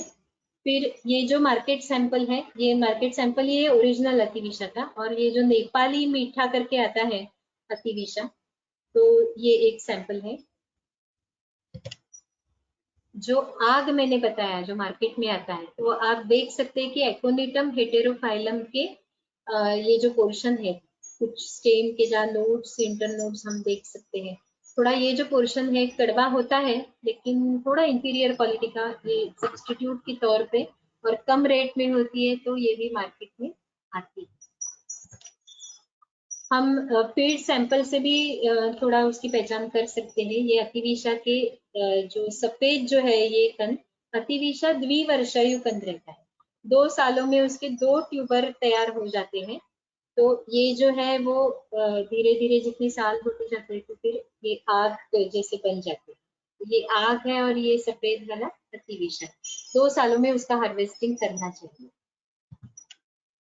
जो प्रतिविशा नाम से अतिविश जैसे दिखती है, और जो लोकली अतीस पतीस करके जो जानी जाती है, वो ये सैंपल है एकोनिटम वायोलेस। देखो उसके पत्ते भी अलग है, उसके फ्लावर्स थोड़ी अरेंजमेंट थोड़ी उसकी अलग है, लेकिन रूट उसका ट्यूबर जो है वो अतिविश की तरह होता है। तो अतीस पतीस करके ये मार्केट में आती है। एकोनिटम की अगर हम बात कर रहे हैं तो उसमें से महाविश वर्ग में आया हुआ जो सबसे विषैली जो प्रजाति है, तो एकोनिटम फेरोक्स जो अति वत्सनाभ जो है, तो उसका हम वर्णन देखेंगे कि चरक संहिता में वत्सनाभ का वर्णन नहीं है। एक ही जगह पे अमृत या विष करके जो उल्लेख है, लेकिन वो भी थोड़ा कंट्रोवर्शियल है। तो सुश्रुत ने कंद विष के अंदर वत्सनाभ का वर्णन किया हुआ है। जो 13 प्रकार के कंदबीज बताए हुए हैं कल्पस्थान में सुश्रुत में, तो उसमें श्रृंगी वत्सनाभ करके जो नाम आए हैं, तो उसमें वत्सनाभ के 4 प्रकार उन्होंने वर्णन किए हुए हैं। फिर भी वर्णन ऐसा है कि डिटेल वर्णन उसका नहीं है। उससे क्या लक्षण उत्पन्न होते हैं उसका वर्णन उन्होंने किया है। और डल्लन बताते हैं कि ये जो कंदबीज जो है ये बहुत प्रयत्न से करके भी प्राप्त होते नहीं है, दुर्लभ ही है, क्योंकि ये हिमालय प्रदेश में होते हैं और किरात चंबर जो लोग होते हैं तो उनको ही वो पता होता है। और ये आज की भी सद्य स्थिति है। वत्सनाम जो है वो सच में अतिविषा तो मिल जाती है कई जगह पे, लेकिन वत्सनाम एक तो वो हाई एल्टीट्यूड में ही मिलती है ये पौधा, और आज भी बहुत दुर्लभ ही है वत्सनाम। बहुत प्रयत्न करके और 12-14 हजार फीट पे जाके भी वत्सनाक बहुत कम मिलते हैं। इसके ऊपर भी बहुत काम किया हुआ है कई लोगों ने। जामनगर में भी एक काम हुआ है कि वत्सनाक की 7 एकोनिटम की 7 स्पीशीज एक आइडेंटिफाई उन्होंने की है कि जो वत्सनाक नाम से मार्केट में ये मिक्स होके आती है। जो आज हमको वत्सनाक मिलता है वो बहुत बार मिक्स होता है। आजकल उसका कल्टीवेशन भी होता है। जो बताया हुआ है वत्सनाभ का वर्णन महाविश में इसका वर्णन है, इसलिए वत्सनाभ बहुत तीक्ष्ण और उग्र वीर्य उत्कट शक्ति युक्त रहने वाला विष द्रव्य है। ऐसा उसका वर्णन जो किया हुआ है। तो ये वत्सनाभ ऐसे दिखता है। वत्सनाभ के फूल भी बहुत अच्छे दिखते हैं। उसमें से कॉमनली जो 7 स्पीशीज है, 1, 2, 3 एकोनिटम चैजमेंथम है, एकोनिटम बेल्फोरी है, डिनोरिज्म है, ऐसे है कई कई बार। ये जो हमने कलेक्ट की हुई ये जो वत्सनाभ है उसके थोड़े बड़े कंद हैं। और एक बात में हमारा अनुभव जो शेयर करना चाहती हूँ कि ये जो इसके पत्ते हमने ये जो प्लांट कलेक्ट किए तो उसके पत्तों से हाथ लगाने से भी झिनझिनाहट हुई थी। ऐसा इतना वो बहुत जहरीला ऐसा विष है। तो ये एक स्पीशीज है, ये एकोनिटम बेल्फोरी है। आज बहुत जगह पे वत्सनाभ का ये बेल्फोरी का कल्टीवेशन होता है बहुत बार, और कल्टीवेटेड रूट्स भी आ जाते हैं मार्केट में। तो बहुत बार ये मिक्स होता है तो जो अलग अलग दिखने में कैसा दिखता है वत्सनाभ, तो वत्सनाभ नाम से जो आते हैं वो मार्केट सैंपल वो ये है। अतिविषा और वत्सनाभ के फैमिली में रहने वाली और उसके जो वत्सनाभ का विष है उसका एंटीडोट जो है, इसलिए हमने वत्सनाभ के बाद स्प्रुक्का या निर्विषा ये द्रव्य हमने लिया है। तो स्प्रुक्का का वर्णन थोड़ा कंट्रोवर्शियल है, स्प्रुक्का ये द्रव्य। लेकिन अगर डलैंड का कोटेशन हम देखेंगे तो स्प्रुक्का का वर्णन उन्होंने किया है कि कुटिल पुष्पा, सुगंधी द्रव्य जो उत्तरापथी है और सुगंधी होता है, और कुटिल पुष्प उसका जो पुष्प थोड़ा सा वक्र, ये स्पेसिफिक उसका एक कैरेक्टर है।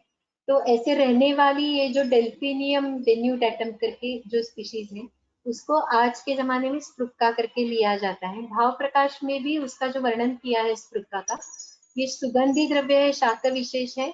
असबरग नाम उसका लोकल नाम है, और लंगोर कापुरी उस जमाने में शायद वो नाम प्रचलित था। आज ये असबरग जो नाम से यूनानी मेडिसिन में इसका यूज होता है। चाइनीज मेडिसिन में भी बहुत उसका उपयोग किया जाता है।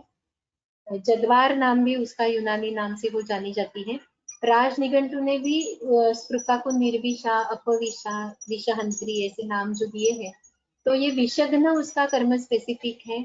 और चाइनीज मेडिसिन, आमची मेडिसिन जो सोरिक्पा जो मेडिसिन है उसमें और यूनानी में इसका उपयोग बहुत ज्यादा किया है। आपका एंटीडोट। तो इसकी भी बहुत डेल्फिनियम की कुछ स्पीशीज है अलग। डेल्फिनियम न्यूडेटम है ये भी और एक स्पीशीज है डेल्फिनियम की। तो ये निर्विषा या संहितोक्त स्प्रुक्का ये द्रव्य आज हम ये देख सकते हैं।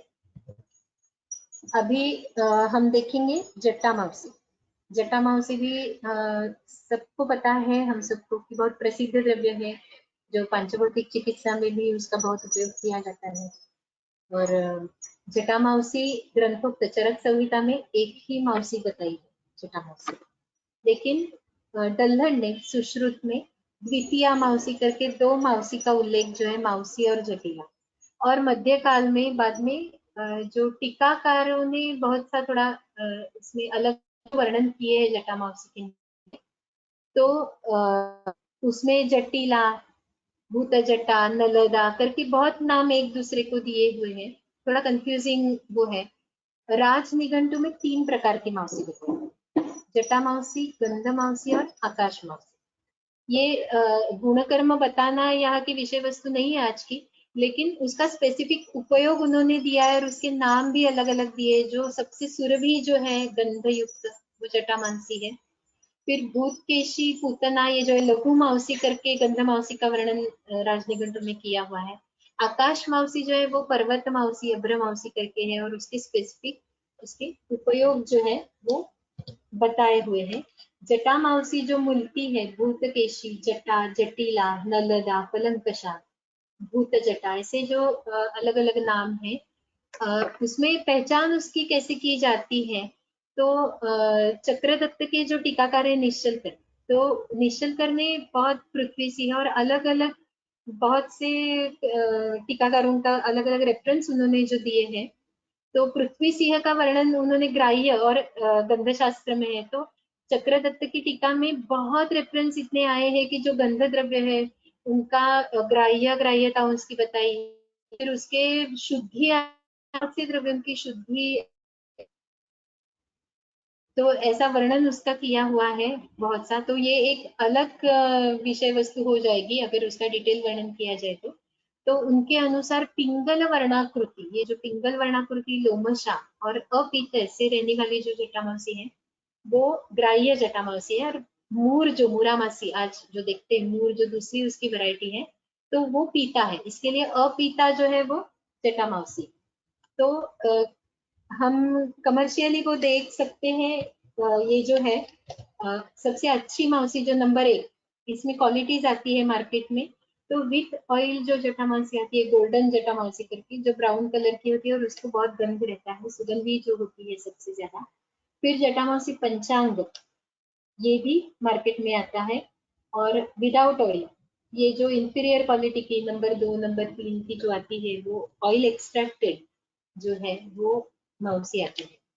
तो हम देखेंगे कि ये जटा माउसी का पेड़ ये ऐसे दिखता है, छोटा है और हाई एल्टीट्यूड 15,000 फीट पे जटा माउसी एक बताना चाहूंगी। हाँ, जटा माउसी जो है तो जो रिपोर्टेड है, जो उसके जो जो है 30 या 50 साल पहले के जो लिटरेचर जो सोर्सेस जो है वहां बताए हुई जटा माउसी और आज 15,000 फीट पे अगर हम जाके आज देखते हैं तो बहुत ही कम मात्रा में जटा माउसी मिलती है। आज नेपाल से ही जो बहुत आती है, तो बहुत रेयर क्रिटिकली एंडेंजर्ड ये स्पीशीज है और हम बहुत ज्यादा मात्रा में उसका उपयोग करते हैं। इसके लिए ये बात ध्यान में रखनी चाहिए। ये जो एक मार्केट सैंपल है ये जटा माउसी पंचांग का मार्केट।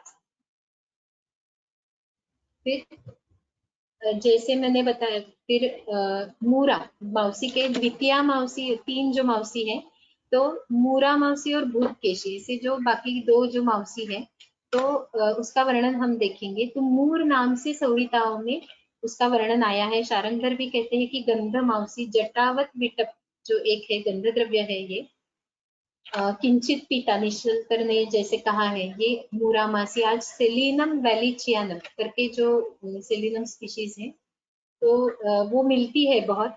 और निघंट रत्नाकर में भी उसका वर्णन है मोर मासी करके, वो भी उसका उपयोग भी जैसे माउसी त्रय का जैसे बताया है कि लक्ष्मी बाधा पिशाच राक्षस नाश करिए सा और गंध युक्त ये द्रव्य है।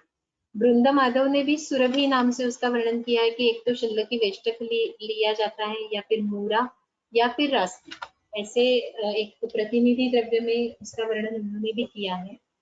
सेलिनम की जो दूसरी स्पीशीज है टेन्यूइफोलियम, जो भूतकेश और मूरामासी, ये भी गंधमाउसी पूतना, तो भूतकेश और मूर ऐसे नाम से ये 2 मिलते हैं। वहां के ये लोकल नाम भी उनके ये है। ये जो मूरामासी जो है तो मूर नाम से लोकली ये है। देखो आप देख सकते हैं कि जटायुक्त, जैसे जटामासी जटिल होती है तो उसके जो रूट होते हैं, मूरा ये भूतकेश है, तो दोनों के जटिल ऐसे जड़े होती है। और लोकली ट्रेडिशनल मेडिसिन में मूर का भी उपयोग होता है, गंध युक्त है, फ्लेवरिंग एजेंट के लिए और इसका उपयोग किया जाता है।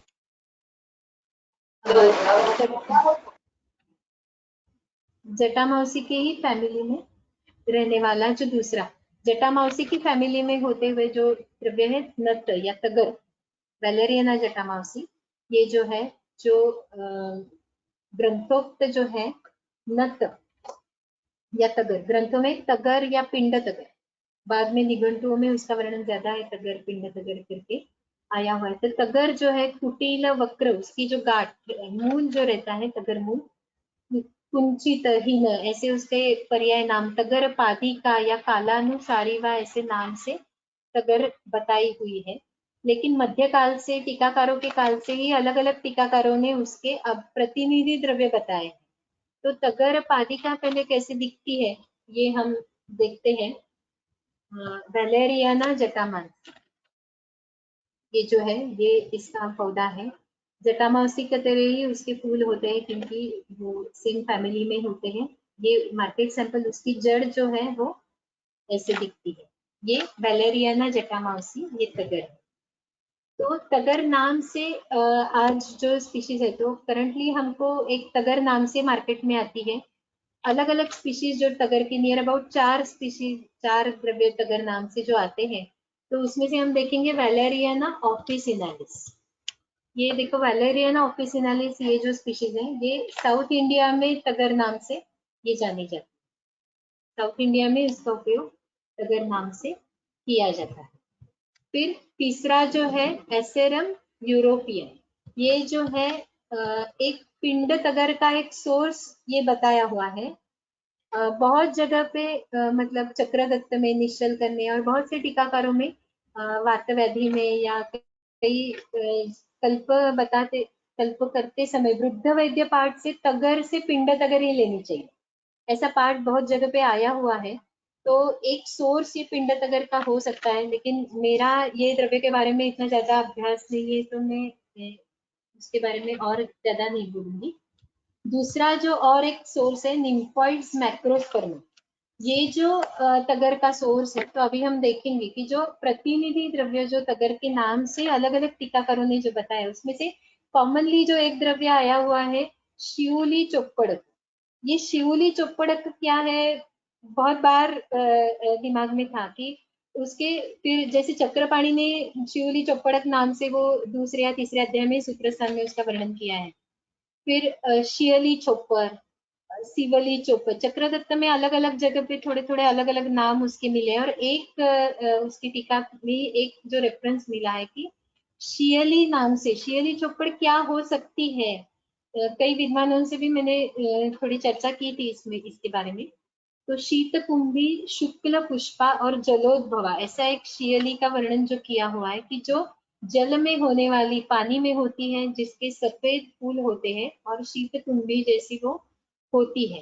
तो शायद ये एक जो बैंगलोर में एक साइंटिस्ट है वसुदेवन करके, तो यहाँ पे बैंगलोर RRCBI इंस्टीट्यूट में कन्नड़ा ग्रंथि कटगर नाम से ये जो एक जो द्रव्य है उसके ऊपर एंटी कन्वर्जेंट और सिडेटिव उसकी जो प्रॉपर्टी है तगर जैसी, तो उसके ऊपर उन्होंने काम किया है।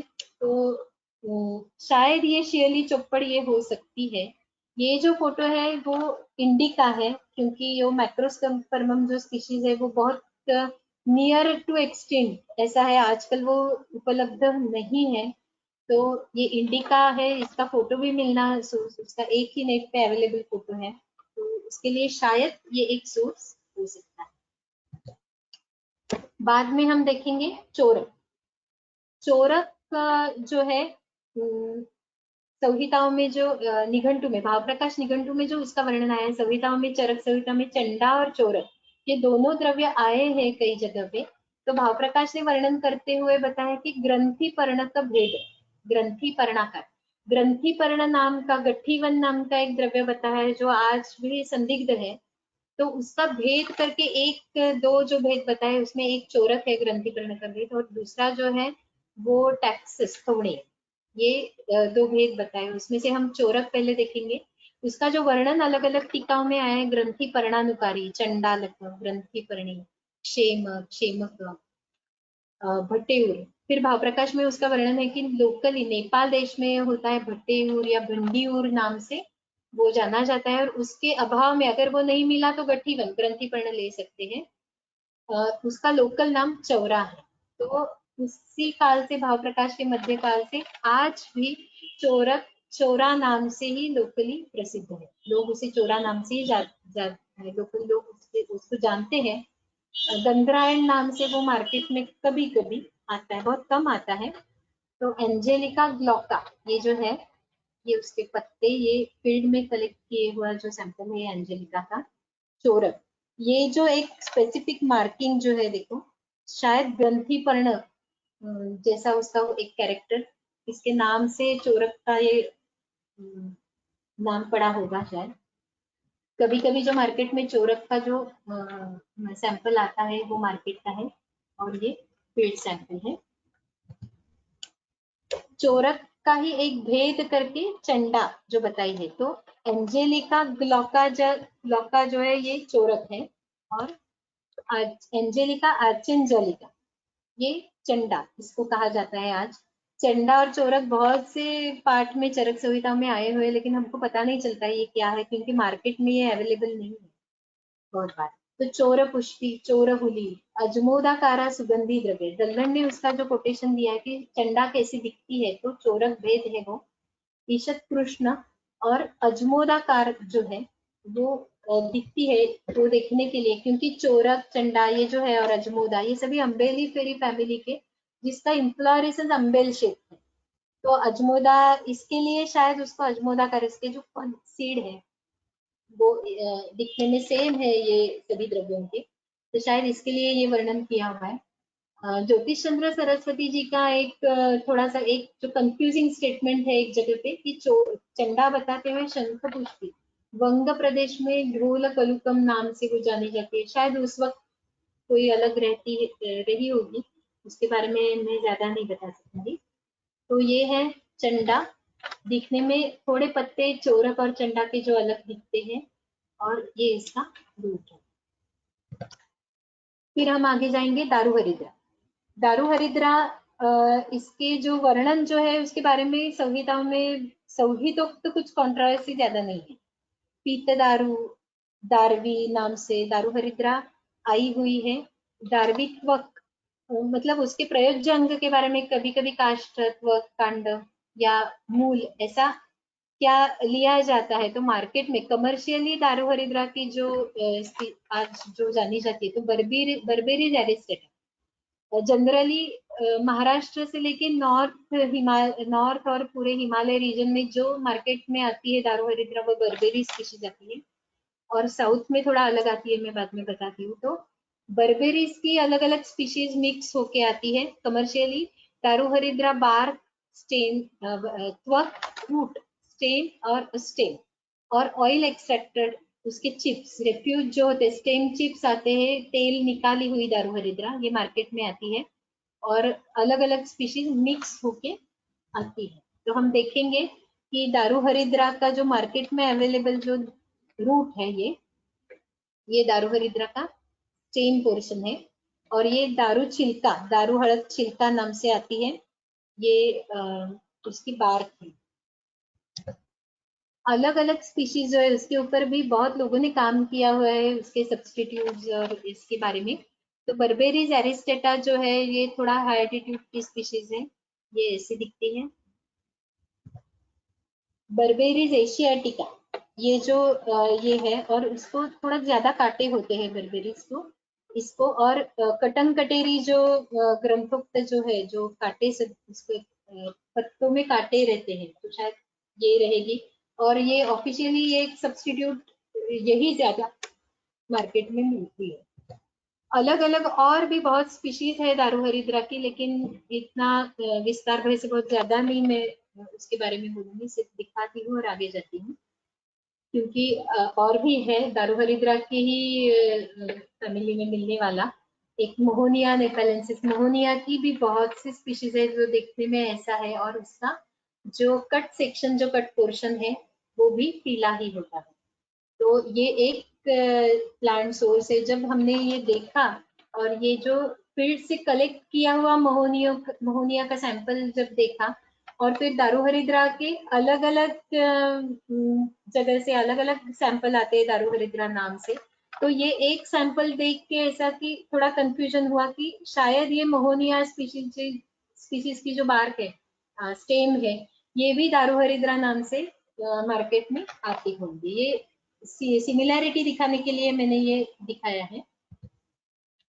अभी साउथ इंडिया में, साउथ में दारू हरिद्रा नाम से जो वनस्पति जिसका उपयोग किया जाता है वो है गुडुचि की फैमिली में, मेनिस्पर्मियेसी फैमिली में होने वाली कॉसिनियम फेनुस्ट्रेटम नाम की एक लता है, जो इसके पत्ते ऐसे दिखते हैं।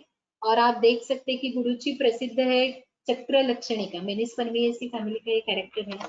जैसे उसके जो काष्ठ है ये कॉसिनियम के वो भी ऐसे ही दिखते हैं, लेकिन पीत वर्ण के होते हैं। तो साउथ में दारू हरिद्रा करके ये ली जाती है, लेकिन ये भी साउथ के जंगलों में बहुत क्रिटिकली एंडेंजर्ड है। अभी मिलना बहुत दुर्मिल ही हुआ है इसका। तो दारू हरिद्रा और हरिद्रा, एक बात सिर्फ बताना चाहूंगी कि संहिताओं में बहुत बार हरिद्रा और दारू हरिद्रा ये एक साथ आई हुई है, हरिद्रे द्वे करके। तो हरिद्रा और दारू हरिद्रा दोनों अलग अलग प्लांट है, लेकिन जो उसका पीत वर्ण जो है उसके हिसाब से वो हमेशा इकट्ठी ली जाती है और एक अभावी दूसरी भी ली जा सकती है। हम आगे देखेंगे पद्म, जो द्रव्य है पद्म काष्ठ, उसको जो उसका नाम है टीकाकारों ने बताया है काष्ठ विशेष। उसकी हिमालय में बहुत बड़े बड़े पेड़ रहते हैं, पद्म ट्री होता है उसका, पद्म काष्ठ। और जिसको षोडल निघंटु में उसका वर्णन है कि हिम पुष्प पाटला पुष्प वर्णन, जिसको फूल आते हैं पाटला के जैसे, रक्त पाटली जो बताया, जैसे एक पिंकिश कलर के रेडिश जैसे बहुत सुंदर फूल होते हैं पद्म। जो प्रूनस स्पीशीज जो है, बहुत स्पीशीज है, जैसे हमारा बादाम बाताम जो है, तो सभी के फूल बहुत सुंदर होते हैं इसके। तो इसके ऐसे पुष्प होते हैं पद्म गंधवत, वो गंध युक्त होता है काष्ठ विशेष, इसलिए चंपक वृक्ष विशेष, जैसे शारंदर में भी उसका एक वर्णन आया हुआ है। तो लोकल उसका नाम जो है पैया, पैया ये जो लोकल नाम ज्योतिष चंद्र सरस्वती जी ने बताया हुआ है। तो आज भी स्थानीय लोग उसको पैया करके ही पहचानते हैं पद्मक को। तो वो दिखता कैसा है, ये पद्मक के ऐसे पेड़ रहते हैं और इसके ये फूल आते, बहुत सुंदर फूल होते हैं पद्मक को। पांचभौतिक चिकित्सा में पद्म काष्ठ का बहुत बड़ी मात्रा में उसका उपयोग किया जाता है। पद्मक का काष्ठ या उसका सार भाग अपेक्षित है। एक उसका जो स्पेसिफिक कैरेक्टर जिनसे हम पद्मक पहचान सकते हैं, ये है एक सिल्वरी शाइनिंग उसका बार्क रहता है पद्मक का, ये एक कैरेक्टर है। और आप देख सकते हैं कि उसके ऊपर जो लेंटिसाइज मार्किंग है पद्मक, तो इससे हम पद्मक का पेड़ पहचान सकते हैं। और उसके जो पत्ते हैं उसमें ये आप देख सकते हैं। तो इस तरह के जो मार्किंग है, तो इससे पद्मक पहचान सकते हैं। फिर दूसरा जो द्रव्य है त्रायंती त्रायमाण, त्रायमाण भी संहिताओं में बहुत सी जगहों पे गुल्म चिकित्सा है, इसमें बहुत बार आया हुआ है त्रायमाण द्रव्य। इसके आइडेंटिफिकेशन के बारे में बहुत ज्यादा वर्णन नहीं है और उसमें कंट्रोवर्सी भी नहीं है ग्रंथोक्त। भयनाशिनी ऐसा उसका एक पर्याय दिया है अष्टांग निघंटु में, वार्षिक ऐसा कहा है, तो क्षुप रहते हैं, शायद ये एन्युअल क्षुप रहेगा। और दल्लण ने एक जगह पे उसको मदयंती का ऐसा उसका एक नाम बताया है त्रायमाण का। तो जेंशियाना पुरो ये त्रायमाण का बोटानिकल सोर्स है। तो क्रिटिकली एंडेंजर्ड है, जेंशियाना की लगभग 68 प्रजातियां मिलती है, बहुत जेंशियाना स्पीशीज मिलती है पूरे भारत में। लेकिन जेंशियाना पुरो जो बोटानिकली मानी जाती है वो क्रिटिकली एंडेंजर्ड है। और करंटली जो करके जो मार्केट में अवेलेबल जो स्पीशीज है, त्रायमाण रेगुलर और त्रायमाण असली ऐसे करके आती है। ये जेंशियाना पुरो, ये त्रायमाण जो है वो ऐसे दिखता है। इसकी बहुत स्पीशीज और सभी जेंशियन जो है वॉयलेट कलर, ये उसका फीचर ही है। तो एक अनुभव हमारा मैं शेयर करना चाहती हूँ कि त्रायमाण सच में ये जेंशियाना पुरो, ये हमने 5 साल ढूंढी है ये जेंशियाना पुरो का प्रॉपर आइडेंटिफिकेशन। बहुत स्पीशीज अलग अलग देखी तो बताऊंगी। तो उसका ये एक आइडेंटिफिकेशन फीचर हम देख सकते हैं कि जहां से उसके पत्ते निकलते हैं एक्सिलरी, तो ये एक उसका यू शेप ऐसा एक उसका एक मार्किंग है और उसकी जो डंडिया है एक वॉयलेट कलर की, ये उसका एक आइडेंटिफिकेशन फीचर। और बहुत स्पीशीज देख के 5 साल लगे हमको जेनसियाना पूरा ढूंढते ढूंढते। ऐसे एक एक वनस्पति के लिए बहुत साल गुजारने भी पड़ते हैं, हमें इतनी जल्द सभी नहीं मिलती। इसके लिए हमारा अभ्यास अभी निरंतर जारी, बहुत अभी काम। तो कड़ू और एक मैं बता कि कड़वी, उसका लोकल नाम जो है कड़वी, जो कटुका टिक्टा जो है, कटुका मतलब कटु रोहिणी, और जेनसियाना जो ये त्रायंती है, तो दोनों लोकल करू या कड़वी नाम से लोकली पहचान रहती है। तो मार्केट सैंपल अगर हम देखें तो असली त्रायमाण करके मार्केट में ये आता है, और त्रायमाण रेगुलर करके ये आता है। कुछ अलग अलग स्पीशीज जो है त्रायमाण की, जैसे कि वो दिखने में थोड़ा उदाहरण के तौर पे हमने एक दो तीन दिखाई है। त्रायमाण जो तिक्त रस प्रधान है, उसके जैसा और दूसरा द्रव्य जो है कटुका या टिक्टा। तो पिक्रोरिजा कुरो ये सबको पता है, वो भी एंडेंजर्ड ही है। और उसके वर्णन अगर हम देखा जाए, टिक्टा कटु रोहिणी, अशोक रोहिणी टिक्टा नाम से, वो भी बहुत कड़वी होती है। तो अरुण दत्त ने उसका तिक्ता द्वयम करके 2 प्रकार की तिक्ता बताई है, एक काक तिक्ता और एक तिक्ता ऐसे करके। तो उसका जो आइडेंटिफिकेशन फीचर हम देख सकते हैं, मत्स्य शकला, और शोडल ने बताया चक्रांगी। एक जो उसका सेक्शन जो है वो चक्राकार हो, और मत्स्य की तरह हम देखते हैं तो मत्स्य शकला कुक्कुट, ये जो है वो ऐसे वो देख सकते हैं हम। कांड के नाम से जानी जाती है, वो कांड उसका राइजोम होता है, और एक कुटकी भेदन है। तो एक जो हमारा ऑब्जर्वेशन जो है वो मैं शेयर करना चाहती हूँ कि कुटकी भी हाई एल्टीट्यूड पे मिलती है, 14-15 हजार फीट के ऊपर पत्थरों में, जो बड़े बड़े पत्थर जो चट्टाने जो दिखती है, तो उसके यहाँ पत्थरों में घुसी हुई भेदन उसका जो कर्म है, शायद लोक पुरुष साम्य से ऐसे पत्थरों में उसकी जड़ें बहुत अंदर अंदर जाती है और पत्थरों के सानिध्य में वो पाई जाती है, उसकी जो फीड में जो पाई जाती है। तो ये उसका एक फीचर हम कह सकते हैं। उसके जो नाम है अलग अलग, तो थोड़ा सा है कि अशोक रोहिणी और सिर्फ रोहिणी, तो थोड़ा कुछ टीकाकारों ने जो अलग अलग रेफरेंस दिए, तो शायद वो थोड़ा कंट्रोवर्सी है उसमें कि चक्रपाणी नहीं, एक जगह पे अशोक रोहिणी करके सदृश पत्र होने वाली लता ऐसे कहा है, या फिर कटु रोहिणी। तो थोड़ी कंट्रोवर्सी है उसके नामों में, लेकिन कटुका नाम से जो जानी जाती है तो ये है पिक्रोरिजा पूरो। इसमें भी बहुत एडल्ट्रेशन आजकल आता है। ये फीड सैंपल है, 14-15 हजार की फीट के नीचे आती नहीं है। कुटकी के जैसा ही तिक्त रस प्रधान रहने वाला, और तिक्त जिसका नाम ही तिक्त रस युक्त नाम है, वैसा द्रव्य किरात तिक्त। किरात तिक्त, उसके भी तिक्त रस, यही उसकी पहचान है। कांड तिक्त, ऐसा उसका एक नाम इसके लिए दिया है कि उसका कांड और उसका पंचांग जो पूरा तिक्त रहता है। उसको भूनिम्ब ऐसा एक जो नाम दिया हुआ है, तो भूनिम्ब मतलब निम्ब जो है, तो हम इधर जो मिलता है निम्ब सभी जगह पे, तो उसका वृक्ष रहता है बहुत बड़ा, और किरात तिक्त के क्षुप रहते हैं, शायद इसलिए उसको भूनिम्ब, निम्ब के तुलना में छोटा, ऐसे उसको नाम है। स्वर्शिया की भी बहुत सी स्पीशीज मिलती है, और भाव प्रकाश में किरात तिक्त, नेपालीय किरात अलग सा बताया है, नेपाल से आया हुआ, या किरात नेपाल में भी इसकी बहुत स्पीशीज मिलती है, अलग अलग स्पीशीज उसकी होती है। ये जो है ये स्वर्शिया चिराता, वो भी क्रिटिकली एंडेंजर्ड है। अभी ये जो स्पीशीज है, जो स्वर्शिया चिराता जो ऑथेंटिक, ये बहुत ही कम मिलती है। पूना में आगरकर इंस्टीट्यूट में घाटे मैडम ने एक काम इसके ऊपर किया है, स्वर्शिया की उन्होंने 7 स्पीशीज कलेक्ट की हुई है, स्वर्शिया की जो मिलती है, और एक तरह से उसमें तरतमत्व है, तो वो भी एक संशोधन था, उसके ऊपर विषय है कि हम उसके ऊपर काम करते कि और कौन सी सब्सटीट्यूट लेती उसकी। स्वर्शिया एंगस्टिफोलिया जो है वो कॉमनली सब्सटीट्यूट उसका मिलता है मार्केट में। जो स्वर्शिया की अलग अलग जो स्पीशीज है बहुत मिलती है, कुछ कुछ एक दो मैं बताती हूँ। स्वर्शिया सिलिएटा ये जो स्पीशीज है ये ऐसी है, ये स्वर्शिया कॉर्डेटा है। तो ये भी अलग अलग जगह पे अलग अलग मिलती है।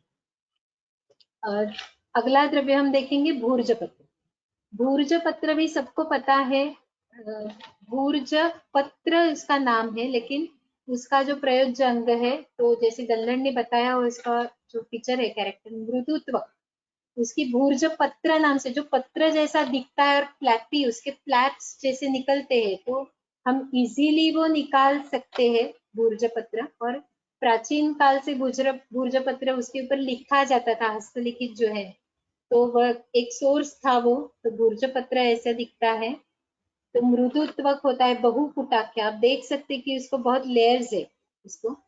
और लेख्य पत्र उसको कहा है। वही परिमार्जन द्रव्य में उसके लेप जो है, भूर्ज पत्र ग्रंथि करके जो एक रेफरेंस है चक्रपाणी में, तो ज्योतिष चंद्र सरस्वती उसमें बताते कि ग्रंथि, उसमें ऐसे ग्रंथि जैसे मार्किंग रहते हैं थोड़ी काटे काटे, लेकिन उसमें त्वक ही लेना चाहिए, ऐसा एक वर्णन है। चारे स्थान में भी धूपन के लिए भूर्ज पत्र का उल्लेख आया हुआ है। तो भूर्ज पत्र जो है उसके बारे में एक कहना चाहूंगी, आप देख सकते हैं कि ये शाइनिंग, ये जो टिपिकल बार्क है उसकी, ये ऐसी दिखती है, और जहाँ एक्सिलरी जो पोर्शन होता है वो थोड़ा सा ऐसे गाठी गाठी जैसे दिखती है, ये हो सकता है। भूर्ज पत्र जहाँ पे मिलती है, ये लास्ट ट्री लाइन है हिमालय की हाई एल्टीट्यूड पे, जहाँ भूर्ज पत्र के पेड़ शुरू होते हैं या दिखते हैं, वो वहां पे ट्री स्पीशीज, ट्री लाइन खत्म होती है। मतलब जो भी बड़े बड़े जैसे पद्मक है, देवदार है, सरल है, जो वृक्ष बताए हुए हैं, वो सभी इसके नीचे मिलते हैं। जहाँ भूर्ज पत्र मिलता है वहां से ट्री मिलना, वृक्ष खत्म हो जाता है। बाद 11 या 1000 फीट के आगे तो 15-16 हजार भूर्ज पत्र जो है 11 फीट में, जहाँ पे भूर्ज पत्र के पेड़ मिलते हैं वो लास्ट ट्री लाइन है, और उसके आगे 15-16 हजार फीट भूर्ज पत्र, उसके बाद छोटी छोटी ट्री स्पीशीज कोई भी मिलते नहीं है। इसके लिए वो एक ट्री लाइन, एक स्पेसिफिक मार्किंग है। भूर्ज पत्र के पेड़ अगर दिखने लगे तो हम 11 हजार फीट या 12 हजार फीट पे आए हुए हैं, ऐसा हम समझ सकते हैं। वहां तक पहुंचना भी बहुत मुश्किल है, बहुत ही प्रयास करने पड़ते हैं, ये एक अलग बात है। अगला हम द्रव्य देखेंगे कुष्ठ। कुष्ठ सबको पता है, कुष्ठ जो उसका वर्णन आया है, उग्रगंधी रहने वाला कुष्ठ जो है, तो पाकलम, वाप्यम और काश्मीरम, हमने जैसे देखा कि उसकी स्पेसिफिक जो उसका प्रदेश, उसका उद्भव स्थान जो है वो कश्मीर है। और आज के जमाने में भी कश्मीर, लेह लद्दाख में ही कुष्ठ जो होता है, कुष्ठ और पुष्कर मूल ये दोनों है। लेकिन एक बात मैं कहना चाहूंगी कि फील्ड में आज कुष्ठ और पुष्कर मूल दिखना बहुत ही मुश्किल हुआ है, क्रिटिकली एंडेंजर्ड है। आजकल इन सभी स्थानों में उसका कल्टीवेशन किया जाता है, तो हमको कल्टीवेटेड सब देखने मिलते हैं। जो रेफरेंस है कि फील्ड में अभी वो नामशेष होते जा रहे हैं, बहुत ही कम मिलते हैं। तो उसका एक वर्णन जो चक्रदत्त ने गंध तंत्र शास्त्र के आधार पर कुष्ठ का ग्राह्य लक्षण जो बताया हुआ है निश्चलकर ने, तो वो मृग श्रृंगाकृति, मृग श्रृंग की जैसे ये मार्जिन है, और जो उसके जो स्ट्राइशंस जो है, तो शायद, और वो कोरस जो उसका पार्ट है, तो शायद इसकी वजह से मृग श्रृंगाकृति ये कुष्ठ का जो वर्णन है वो मैच होता है इससे। और सदागंध, उग्रगंध, बहुत उग्रगंधी होता है कुष्ठ, तो गंध युक्त द्रव्य, ये तो उसकी पहचान, कैरेक्टरिस्टिक उसके फीचर है। एक जगह पे उत्पल कुष्ठ का वर्णन जहाँ पे आया है, तो चंद्र का एक कोटेशन है जो नील वर्णयत कुष्ठ में से, शायद उसका एक इन्फ्लोरेसेंस उसका थोड़ा सा ब्लूइश टिंज उसमें रहती है, तो वो भी हो सकता है। दल्लड़ ने एक बार उसका जो एक कोटेशन है, थोड़ा कंफ्यूजिंग है ये, कि पुष्कर मूल का रेफरेंस देते हुए इसने कहा है कि जो उसकी पुष्कर मूल की जो विटप शाखा है वो कुष्ठ है। एक तो कुष्ठ और पुष्कर मूल ये दोनों द्रव्य एक दूसरे के अभाव प्रतिनिधि स्वरूप में हम यूज कर सकते हैं ऐसे बताया हुआ है। तो शायद इसके लिए ये थोड़ा कंफ्यूजिंग है, लेकिन दोनों अलग अलग प्लांट है लेकिन उसकी फैमिली सेम है। तो सॉसुरिया कॉस्टस ये जो प्लांट है ये देखो ये कुष्ठ है, मतलब हिमालय में जो मिलने वाला ये उसके पे जो लिम्ब जो विंग्ड ऐसे लीफ होते हैं और ये इनफ्लोरेसेंस है उसका, ये है सॉसुरिया कॉस्टस। और जो कमर्शियली जो कूट जो आता है उसमें कूट और जंगली कूट भी आता है जो लो क्वालिटी करके आता है। अच्छा, कमर्शियली मार्केट में जो आता है कूट और जंगली कूट ऐसा आता है, तो लो क्वालिटी का पुष्कर मूल करके मार्केट में जंगली कूट आते हैं। जंगली कूट कैसा दिखता है मैं आपको दिखाती हूँ। तो कुष्ठ जो है वो बैन है क्योंकि फील्ड में ऑलमोस्ट वो मिलता ही नहीं है। उसका कल्टीवेशन होता है उथलेट नाम से जो मिलता है सब्स्टिट्यूट हो, तो कहते हैं कि इसकी जड़ वो देखने में ऐसी दिखती है। हम देख सकते हैं कि ये सॉसुरिया कॉस्टस ये जो है ये ओरिजिनल कुष्ठ है और हिमालय में ही थोड़ा लोअर अल्टीट्यूड में या उसी के आजू बाजू में भी दिखता है। ये जो जंगली कूट है आर्क्टियम लपा, ये जो प्लांट है उसके रूट जो है वो मार्केट में पुष्कर मूल इंफीरियर क्वालिटी का लो ग्रेड पुष्कर मूल करके उसके मूल आते हैं। गंध में फर्क होता ही है उसमें। और कुष्ठ का प्रतिनिधि द्रव्य जो पुष्कर मूल बताया हुआ है वो है इन्यूला रेसिमोसा, ये भी उसी फैमिली का है लेकिन डिफरेंट प्लांट है। पुष्कर मूल का वर्णन करते हुए बताया है कि पद्मपत्र काश्मीरम, वो भी कश्मीर में ही होता है।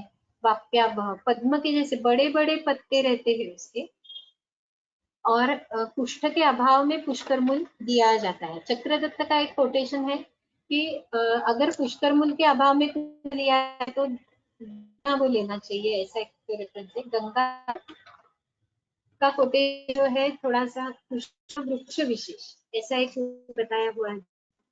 तो वृक्ष तो नहीं रहते लेकिन उसके बहुत हेल्दी बड़े बड़े शूट होते हैं स्टाउट जैसे, तो पुष्कर मूल के अभावी कुष्ठ ले सकते हैं या कुष्ठ के अभावी हम पुष्कर मूल प्रतिनिधि के तौर पे ले सकते हैं। तो ये पत्ते जो है ये पुष्कर मूल के पत्ते हैं और ये जो है उसके जो फूल जो है सनफ्लावर की तरह ऐसे बड़े बड़े ऐसे पीले फूल हैं, ये उसका स्पेसिफिक कैरेक्टर है। उसके लीफ सेसाइल लीफ रहते हैं। कुष्ठ और पुष्कर मूल दूसरे के अभावी क्यों आए हुए हैं? ऐसा है कि जो जहाँ कुष्ठ होता है वहीं पे पुष्कर मूल होता है, दोनों साथ में होते हैं, उसका कल्टीवेशन साथ करते हैं साथ साथ, बड़े बड़े पत्ते दोनों के दिखते हैं।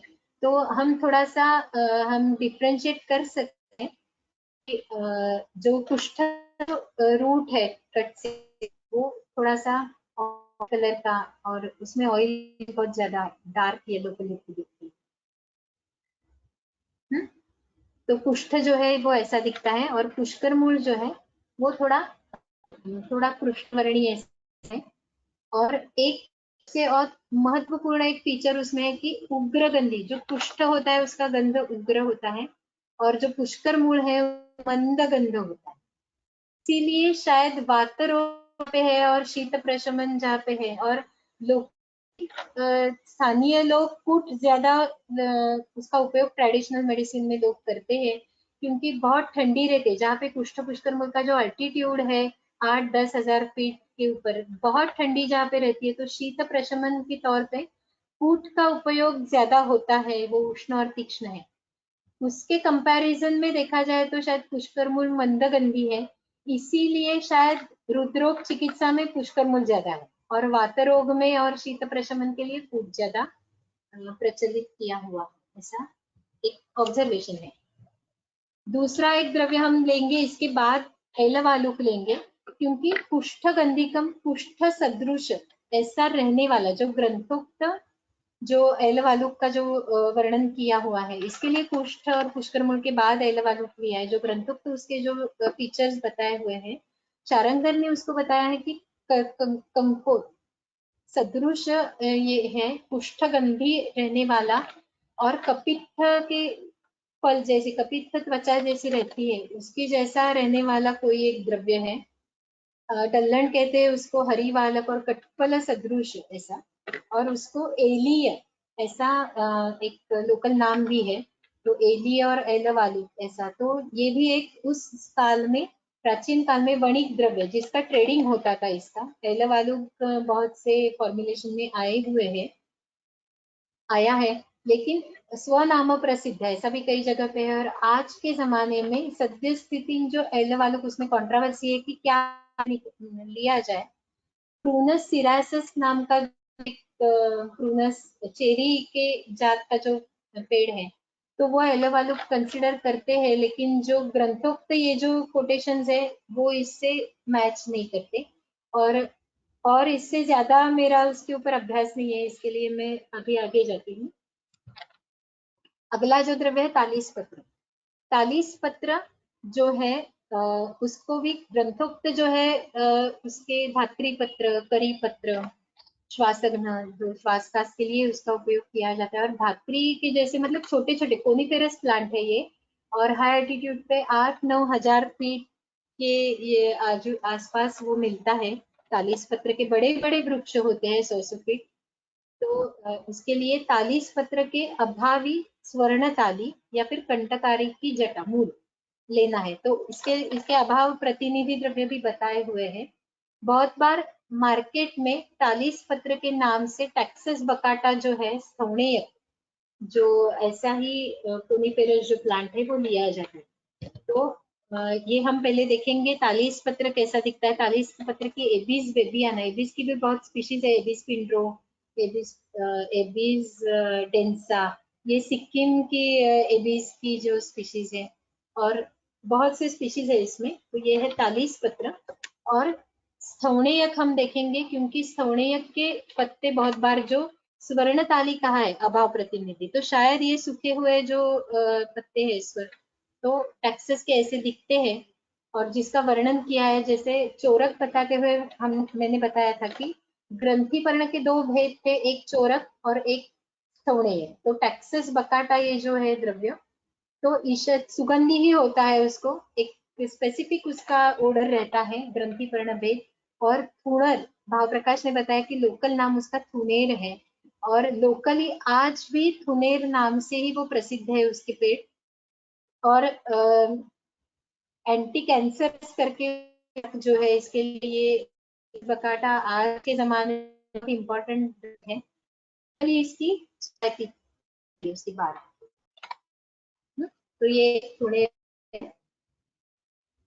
पुनः, अच्छा स्थौणेयक जो है, जो थुनेर ये जो है तालीस पत्र के अभावे शायद स्वर्ण ताली करके जो है, तो मार्केट में कई बार ये स्थौणेयक टेक्सास और एबीस ये आता है। और थुनेर की ये जो बार्क है उसकी त्वचा ट्रेडिशनली उसका उपयोग किया जाता है, उसका काढ़ा या चाय बना के पी जाती है, और एंटी कैंसरस है अगर देखा जाए तो। इसके लिए ये आज के जमाने का बहुत प्रसिद्ध द्रव्य है टेक्सास, लेकिन वो हाई एल्टीट्यूड का है, एंडेंजर्ड है। हम अभी आगे देखेंगे, ये देख टेक्सास बकाटा जो है, ये उसके लीफ ऐसे दिखते हैं। तो टेक्सास एबीज ये जो सभी कोनिफेरस प्लांट है वो कंफ्यूजिंग कि देखने में ऐसे दूर देखने से या पास से भी देखने से इतने हम जल्दी पहचान नहीं सकते कि कौन सा टेक्सास है और कौन सा तालीस पत्र है। तो ये एक प्रयास मैंने किया है कि हम इसमें डिफ्रेंशिएट कर सकते हैं। देखो टेक्सास के जो लीफ है उसका जो अग्रभाग है ये देखो पॉइंटेड है, और जो एबीज जो आते हैं तो एबीज का जो है ये देखो बाइफिड ऐसा, तो अग्र भाग जो है और उसके थोड़ा जाड़े ऐसे मोटे उसके पत्ते रहते हैं थोड़ा, और टेक्सास के जो पत्ते हैं वो तुलने में थोड़ा सा थीन रहते हैं। कोनिफेरस प्लांट्स में ही आगे आते हैं देवदार और सरल। तो वो हम देखेंगे और फिर रुकेंगे। देवदार जो है वो भी बहुत प्रसिद्ध है हिमालय में। जैसे मैंने बताया कि भूर्ज पत्र जो है उसकी लाइन, जो ट्री लाइन लास्ट की सबसे आखिरी ट्री लाइन है, और हिमालय में जहां हम ऊंचाई जब शुरू करते हैं, सबसे बेस लाइन हिमालय में शाल मिलता है। उसके बाद हम जब थोड़ा थोड़ा थोड़ा अल्टीट्यूड जैसे आगे चढ़ना शुरू करते हैं, तो 5-6 हजार फीट पे, 6 हजार फीट में हमको पहले सरल जो पाइन के पेड़ है वो मिलते हैं, सरल द्रुमो, उसके भी बड़े बड़े पेड़ हैं। और फिर 7-8 हजार फीट में पाइन के भी ऊपर उसके हाई एल्टीट्यूड में देवदार के पेड़ जो होते हैं बड़े बड़े वो होते हैं। तो देवदार के बारे में भी संहितोक्त इतना कुछ कंफ्यूजन नहीं है, उसको देवदारू, अमरदारू, सुराभ, ऐसा पीतद्रु, ऐसा भी एक रेफरेंस है। तो एक जगह पे गंगाधर ने सरल द्रुम करके एक देवदार के बारे में बताया हुआ है। तो सरल और देवदार दोनों सुगंधी द्रव्य है, लेकिन सरल जो है वो एक दूसरा, ये जो है मैं आगे बताती हूँ। देवदार कैसे दिखते हैं? हिमालय में देवदार के बड़े बड़े वन है, फॉरेस्ट ही है। जो जैसे मैंने पहले बताया कि पूरा हिमालय जो है वो स्थान शिव जी का स्थान है, शिव जी के अलग अलग जो है स्थान, और जैसे ज्योतिर्लिंग है अलग अलग, तो उसमें से नागेशम दारू का वन है, ऐसा भी एक रेफरेंस है। तो दारू का वन जो है देवदार के वन ही है, उसमें से बहुत शिव जी की जो एक अलग अलग प्लेसेस जो है वो मिलते हैं। तो ऐसे दिखते हैं ये देवदार के पेड़।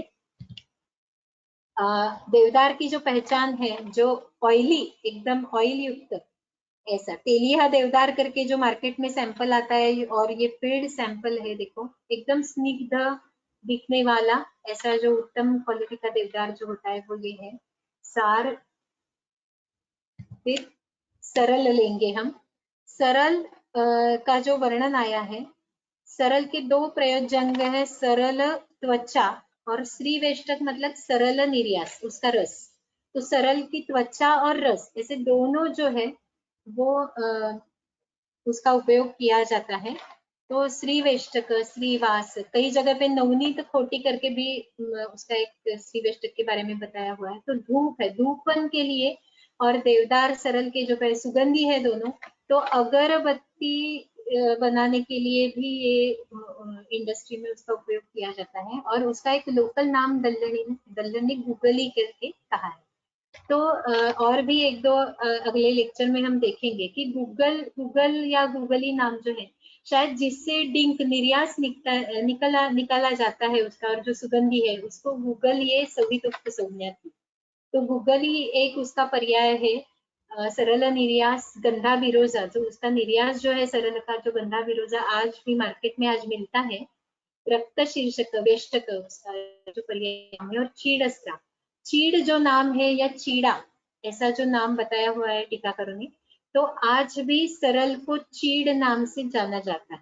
लोकल नाम आज चीड़ है। उसकी जो पाइन जो है, पाइन भी बहुत ज्यादा मिलती है, पाइनस की। पुनः श्रीवेष्टक और सरल, तो सरल त्वचा है, दो उसके प्रयोजन है। तो सरल निर्यात श्रीवेष्टक करके जो जाना जाता है, और सरल त्वचा, ऐसे दोनों लिया जाता है। और गूगली शब्द जो है वो में जो गूगली शब्द डलने बार उसका उपयोग किया है, जहाँ तो रेजिनस मैटर जो निर्यास है और जो गंधयुक्त है, उसको गूगली संज्ञा कई जगह पे दी है। अरुण दत्त का एक कंफ्यूजिंग स्टेटमेंट जो है, जो फल वर्ग में आया हुआ, जो जैसे वातामादी जो फल है, तो निकोचन जो है, निकोचक, उसको सरल फल, ऐसा उसका एक कोटेशन है। तो वो थोड़ा कंफ्यूजिंग है। तो सरल कैसे दिखता है ये हम देखेंगे। इसके बड़े बड़े पेड़ रहते हैं हिमालय में। जब हम जब अल्टीट्यूड, जो ऊंचाई की शुरुआत होती है 5-6 हजार फीट की, हमने अल्टीट्यूड अगर अचीव की, हम पाइन देख सकते हैं सरल। इसका एक टिपिकल कैरेक्टरिस्टिक होती है सरल जो है, इसकी देखो फ्लैपी ऐसी जो बार्क है, हल्की सी हल्की पिंक कलर की, ऐसा जो एक उसमें जो है, उससे हम सरल के पेड़ पहचान सकते हैं। ये सरल की फ्रूट है। और रास्ते में आते जो हाँ, उसका जो ऐसे पैटर्न जो है, ये पैटर्न से सरल वृक्ष हम पहचान सकते हैं। रक्त शीर्ष शायद उसके ये जो अग्रभाग है उसके ऊपर भी उसका नाम दिया होगा, और ये उसका निर्यास है सरल का जो निकाला हुआ। गंधा बिरोजा है, वो बहुत सुगंधी उग्रगंधी रहता है, वो सबको पता है। एक बात मैं और इसमें कहना चाहूंगी कि आज जो कर्पूर जो मार्केट में आता है, हम अगले लेक्चर में उसका डिटेल वर्णन देखेंगे। तो कर्पूर जो सिंथेटिक जो कर्पूर आज जो बनाते हैं, वो सरल पाइन के पेड़ से कर्पूर बनाया जाता है, और उसका वर्णन भाव प्रकाश में भी किया हुआ है सुनेकर जी ने। तो उसके बारे में हम डिटेल बाद में देखेंगे। तो कोनिफेरस में से ये सरल, देवदार, तालिसपत्र और स्थौणीय ये हमने देखे। आज अभी 2 घंटे शायद ऑलमोस्ट हुए हैं, तो आज पार्ट 1 के लेक्चर में हम यहीं पे रुकते हैं, और अगला जो पार्ट 2 में जो लेक्चर है, तो फिर कटफल से लेके जो अगले 30 द्रव्य जो है, वो उनका विवेचन हम पार्ट 2 में देखेंगे। और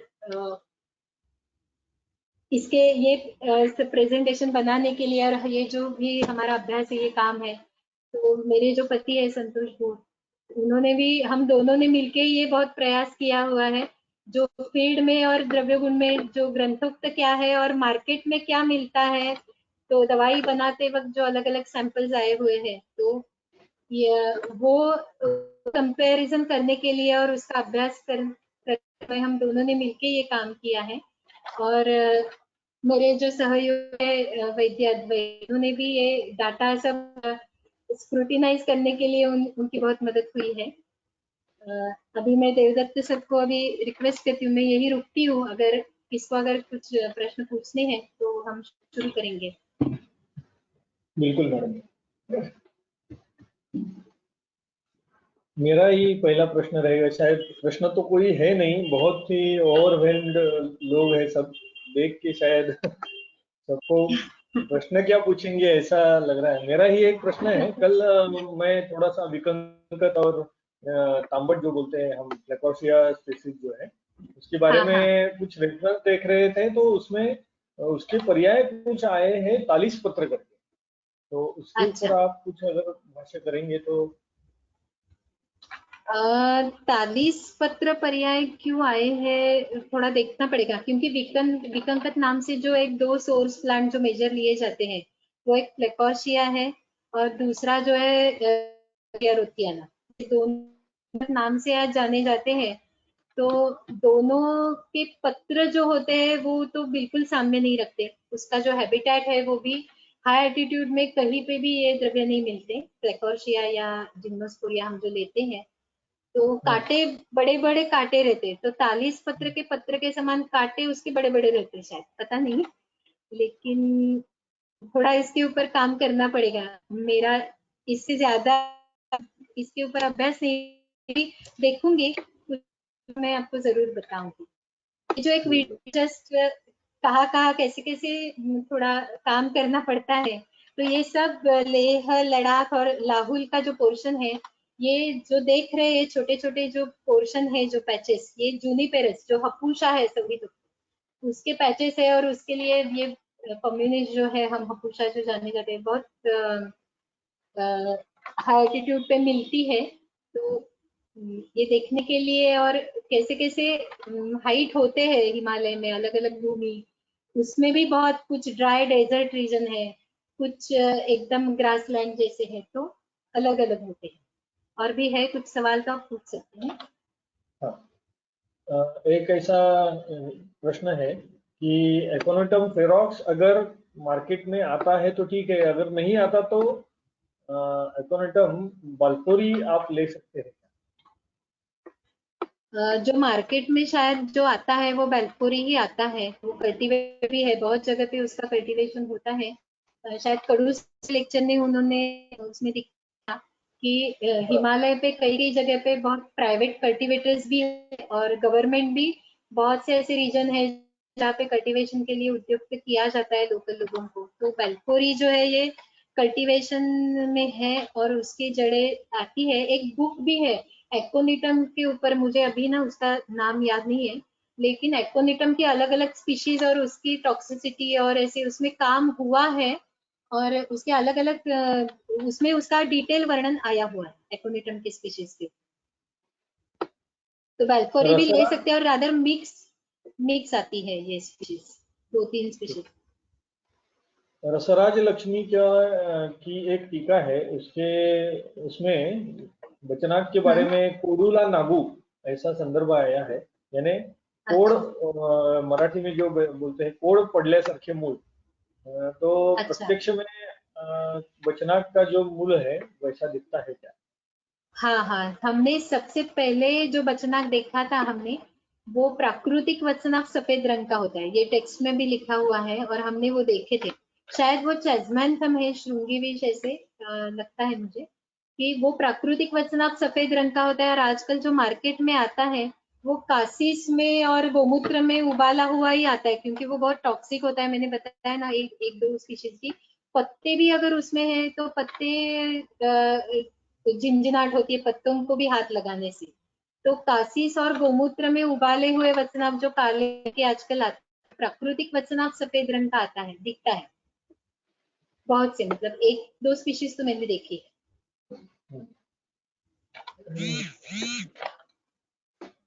इला अभी अभी विवेक शायद मुरामों ते हाँ खाता एक sir, Vivek sir please chat हाँ बॉक्स मध्ये टाइप करा हाँ ना, प्लीज प्लीज चॅट बॉक्स मध्ये ओके टाइप ओके करा। हाँ। मैडम, एक ऐसा हाँ आया है कि हाँ एनी द्रव्य identified by the plant Saussurea obvallata any texture हाँ। प्लांट। मैं अगले पार्ट 2 में उसके बारे में बताऊंगी। शायद प्रपौंडरी के नाम से जो द्रव्य आया हुआ है, तो बापालाल जी ने भी उसके बारे में एक सोर्स प्लांट बताया है कि सोसुरिया ओबेलाटा वो हो सकता है। तो पार्ट 2 में हम उसके बारे में चर्चा करेंगे, तो फोटो भी दिखा सकते हैं आपको उसका।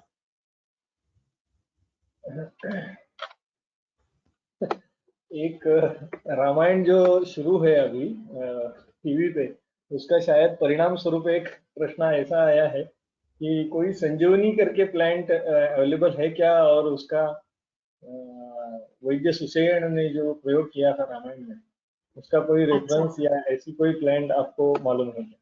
हिमालयन प्लांट के हिसाब से आपको ये प्रश्न आया है। मैंने तो देखी नहीं है रामायण में, उसका उल्लेख है संजीवनी, लेकिन आप सब लोगों को पता है जो द्रव्यगुण के सभी जो यहाँ पे तज्ञ हैं, तो संजीवनी नाम से कोई भी द्रव्य संहिताओं में या निबंधों में आया नहीं है, आप सब लोगों को पता रहेगा। तो उसके लिए संजीवनी नाम से एक जो टेरिडोफाइट है एक, वो शायद संजीवनी, और उसके बारे में आयुर्वेद में नहीं एक काम हुआ है वो टेरिडोफाइट, उसका नाम अभी मुझे अभी याद नहीं आ रहा है, लेकिन आयुर्वेद में तो संजीवनी नहीं है। लेकिन सुषेण जो निघंटु है ना, पता नहीं वो सुषेण वो एक ही था या अलग था, सुषेण निघंटु में भी संजीवनी का उल्लेख नहीं है।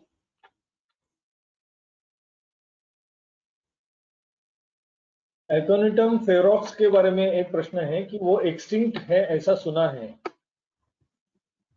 हाँ, बहुत बहुत वैसे सभी ये है ना एकोनिटम फील्ड में ये काफी बहुत ही कम मात्रा में मिलते हैं, लेकिन यूरोप में और इसके एकोनिटम की बाहर यूरोप में भी बहुत, और नॉर्थ ईस्ट जो है ना एरिया, सेवन सिस्टर और नॉर्थ ईस्ट के हाई एल्टीट्यूड रीजन में एकोनिटम बहुत से रिपोर्टेड है। लेकिन मैंने नॉर्थ ईस्ट की भी 2-3 जगह पे 15-15,500 तक, उसके लिए मैं 2-3 बार, लेकिन जैसे टेक्सचुअल लिटरेरी जो रेफरेंस है एकोनिटम का, तो मुझे तो पे मिला नहीं जहां मैं गई हूँ। और कैसा है, अलग अलग जगह पे थोड़ा हो सकता है, लेकिन नॉर्थ ईस्ट एकोनिटम की ज्यादा उद्भव उसका, और ज्यादा एकोनिटम की स्पीशीज वहां पे ज्यादा मिलती है।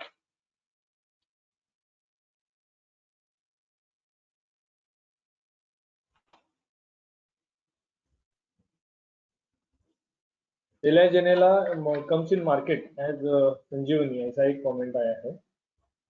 हाँ हाँ, लेकिन संजीवनी के बारे में सच में ज्यादा नहीं कुछ बता सकती, क्योंकि मेरा अभ्यास नहीं है इसके ऊपर। एलवालुक अगर नहीं मिलता तो कंकोल ले सकते हैं क्या उसके बारे में? नहीं तो दूसरा कोई प्रतिनिधि है क्या? एलवालुक कंकोल सदृश कहा है तो थोड़ा देखना पड़ेगा। मैं पार्ट 2 में उसके बारे में थोड़ा सा बताऊंगी detail. Chetaki type of Haritaki have you find in Himalayan region? चेतकी एक्चुअल में एक बताना चाहूंगी, यहाँ पे हिमालय में मिलती है, जो जिसका प्रभाव बताया है ना, जो हाथ से अगर या हम उसके पेड़ के नीचे भी अगर खड़े रहे तो विरेचन होता है, ऐसा जो कुछ उल्लेख है तो प्रभाव से मिलती है। एक दो बार ऐसे एक रेफरेंस मिले थे कि हिमाचल और हिमालय में हरितकी के जो कुछ पेड़ है तो उसमें से एक ऐसे कुछ होती है, लेकिन मेरा उसके ऊपर काम नहीं। लेकिन मैं एक बताना चाहूंगी, जो एक वैद्य खोबरागड़े करके वर्धा के जो एक द्रव्य गुण के तज्ञ है, तो इसी हरितकी के ये इस प्रकार के बारे में उनका पीएचडी का काम चल रहा है। तो उनका काम जब पूरा हो जाएगा तो वो ऑथेंटिक उसका इंफॉर्मेशन जरूर दे सकेंगे। ठीक है, शायद प्रश्न सब खत्म हो गए हैं मैडम। अच्छा, तो हम एक यहाँ फिर बोलूं मैं समापन करें। एक, हाँ हाँ, बिल्कुल। मैं लास्ट में अंत में मैं बताती हूँ फिर से एक बार। मैं आयुर्वेदी और टीचर्स एसोसिएशन के जो सभी मेरे गुरुजन हैं, मरदा सर है, फांसी सर है और मनोज सर है, मैं सभी को धन्यवाद देती हूँ। और जहाँ मैं काम करती हूँ, मेरी जो मदर इंस्टीट्यूट है, college of Ayurveda and research centre Akurdi Nigdi जो है, वहाँ भी मेरी सहयोगी जो अध्यापिका है, कुलकर्णी मैडम है, लाड मैडम है, पाटिल मैम है, उनके सपोर्ट के बिना मैं हर बार, हम लोग जो घूमते हिमालय में जाते हैं तो काम करते समय उनका सपोर्ट होता है, इसीलिए हम जा सकते, घूम सकते। ये सब लोगों ने बहुत बार, लाड मैडम तो हमारे साथ कई बार आई भी है हिमालय में, तो उन सब लोगों का इसमें सच में सपोर्ट है। उन सबको मैं धन्यवाद देना चाहती हूँ कि ये जो काम है ये अकेले का नहीं है, उसके पीछे बहुत हाथ है। तो आप सब लोगों ने, और आप देवदत्त सर, आपका भी धन्यवाद कि आप ये जो मीटिंग है बहुत सक्सेसफुली कंडक्ट कर रहे हैं और बहुत आपका भी समय उसमें जाता है। तो आप सबको धन्यवाद करते करके मैं अभी रुकती हूँ। एक सावंत सर का एक क्वेश्चन है। स्प्रुक्का हाँ ये हाँ, मैंने पहली बार सहचरादी तेल में इस्तेमाल करते हुए देखी है। स्प्रुक्का, हाँ स्प्रुक्का ना, हाँ। अच्छा। निर्विशी जो है ना, ये स्प्रुक्का, ये चाइनीज मेडिसिन में बहुत मिलती है, और आमची मेडिसिन वाले जो है ना, सोरिक्पा वाली, वो भी तो हिमालयन रीजन में और उस उधर लोकल मार्केट में उसकी जड़ें आती है, मिलती है। चाइनीज मेडिसिन वाले तो उसका उपयोग करते हैं, तो अगर मिलती है तो उसका उपयोग कर सकते हैं। और विवेक सर का एक जो प्रश्न था ना, मूरा, मूरा मार्केट में मूरा और भूतकेशी के सैंपल नहीं आते, कभी कभी लोकल मार्केट में उधर शायद आते होंगे, लेकिन मैंने तो सब फील्ड से कलेक्ट किए हुए हैं, लेकिन ट्रेडिशनली लोग उसका उपयोग करते हैं। अच्छा, एक प्रश्न और भी है। कुछ कुछ हम्म, द्रव्य साउथ में अलग यूज करते हैं, जैसे तगर वेलेरियनिया रेडिक्स यूज करते हैं, ऐसा हाँ बताया। वही ऑफिस मैंने तो दिखाया था वो। हाँ, तो जटामाउसी आइडियल है या रेडिक्स? जटामाउसी तो जटामाउसी है, और वो हिमालयन जो ओरिजिनल है, और हमने जो खुद जटामाउसी ओरिजिनल सैंपल कलेक्ट किया था ना सर, तो मैं हमारा अनुभव शेयर करना चाहती हूँ। 3 दिन हमारे हाथ का जो सुगंध गया नहीं था, जो ओरिजिनल जटामाउसी हमने कलेक्ट की थी, इतनी सुगंध युक्त रहती है।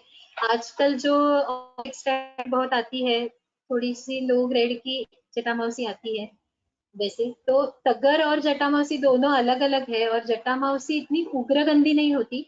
जो संहितोक्त जो तगर का नत का उल्लेख है वो उग्रगंध से जुड़ा हुआ है, देखो, क्योंकि आप सूत्र स्थान में उसका एक रेफरेंस है कि नस्य के लिए जो अणु तेल का रेफरेंस जो है, वहां पे तगर निकाल के अणु तेल के लिए जो द्रव्य लेने के लिए बोला है, क्योंकि नस्य करने से जो मस्तुलुंग का स्त्राव हो जाएगा, क्योंकि वो उष्ण और तीक्ष्ण गंधी है तगर, ऐसा एक टीका में स्पेसिफिक रेफरेंस है।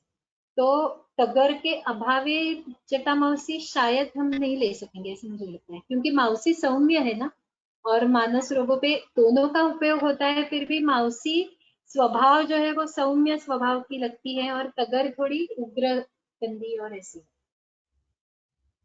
धन्यवाद मैडम, सभी आशंकाएं खत्म हो गई है। Hello hello madam please type करके पूछिए, वनिता मैडम।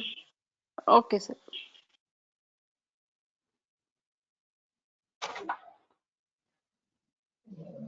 सुगंधी वालक Pavonia odorata, will you cover in next part madam?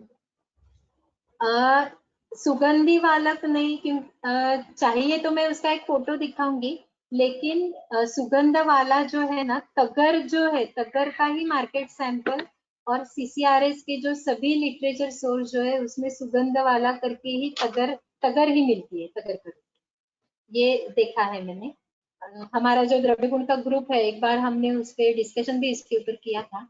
तो सुगंध वाला जो पैगोनिया जो है उसका मार्केट सैंपल अलग है, वो हिमालयन नहीं है, लेकिन शायद उसका एक मार्केट सैंपल में दिखा सकती हूँ। तो सुगंध वाला नाम से तगरी आती है, मतलब उसका नाम है। ये अलग पैगोनिया भी आता है, रिबेर करके जो भी आता है वो पैगोनिया है।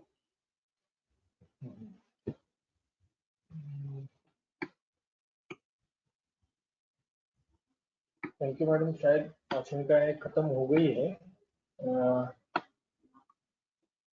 हम यही रुकें।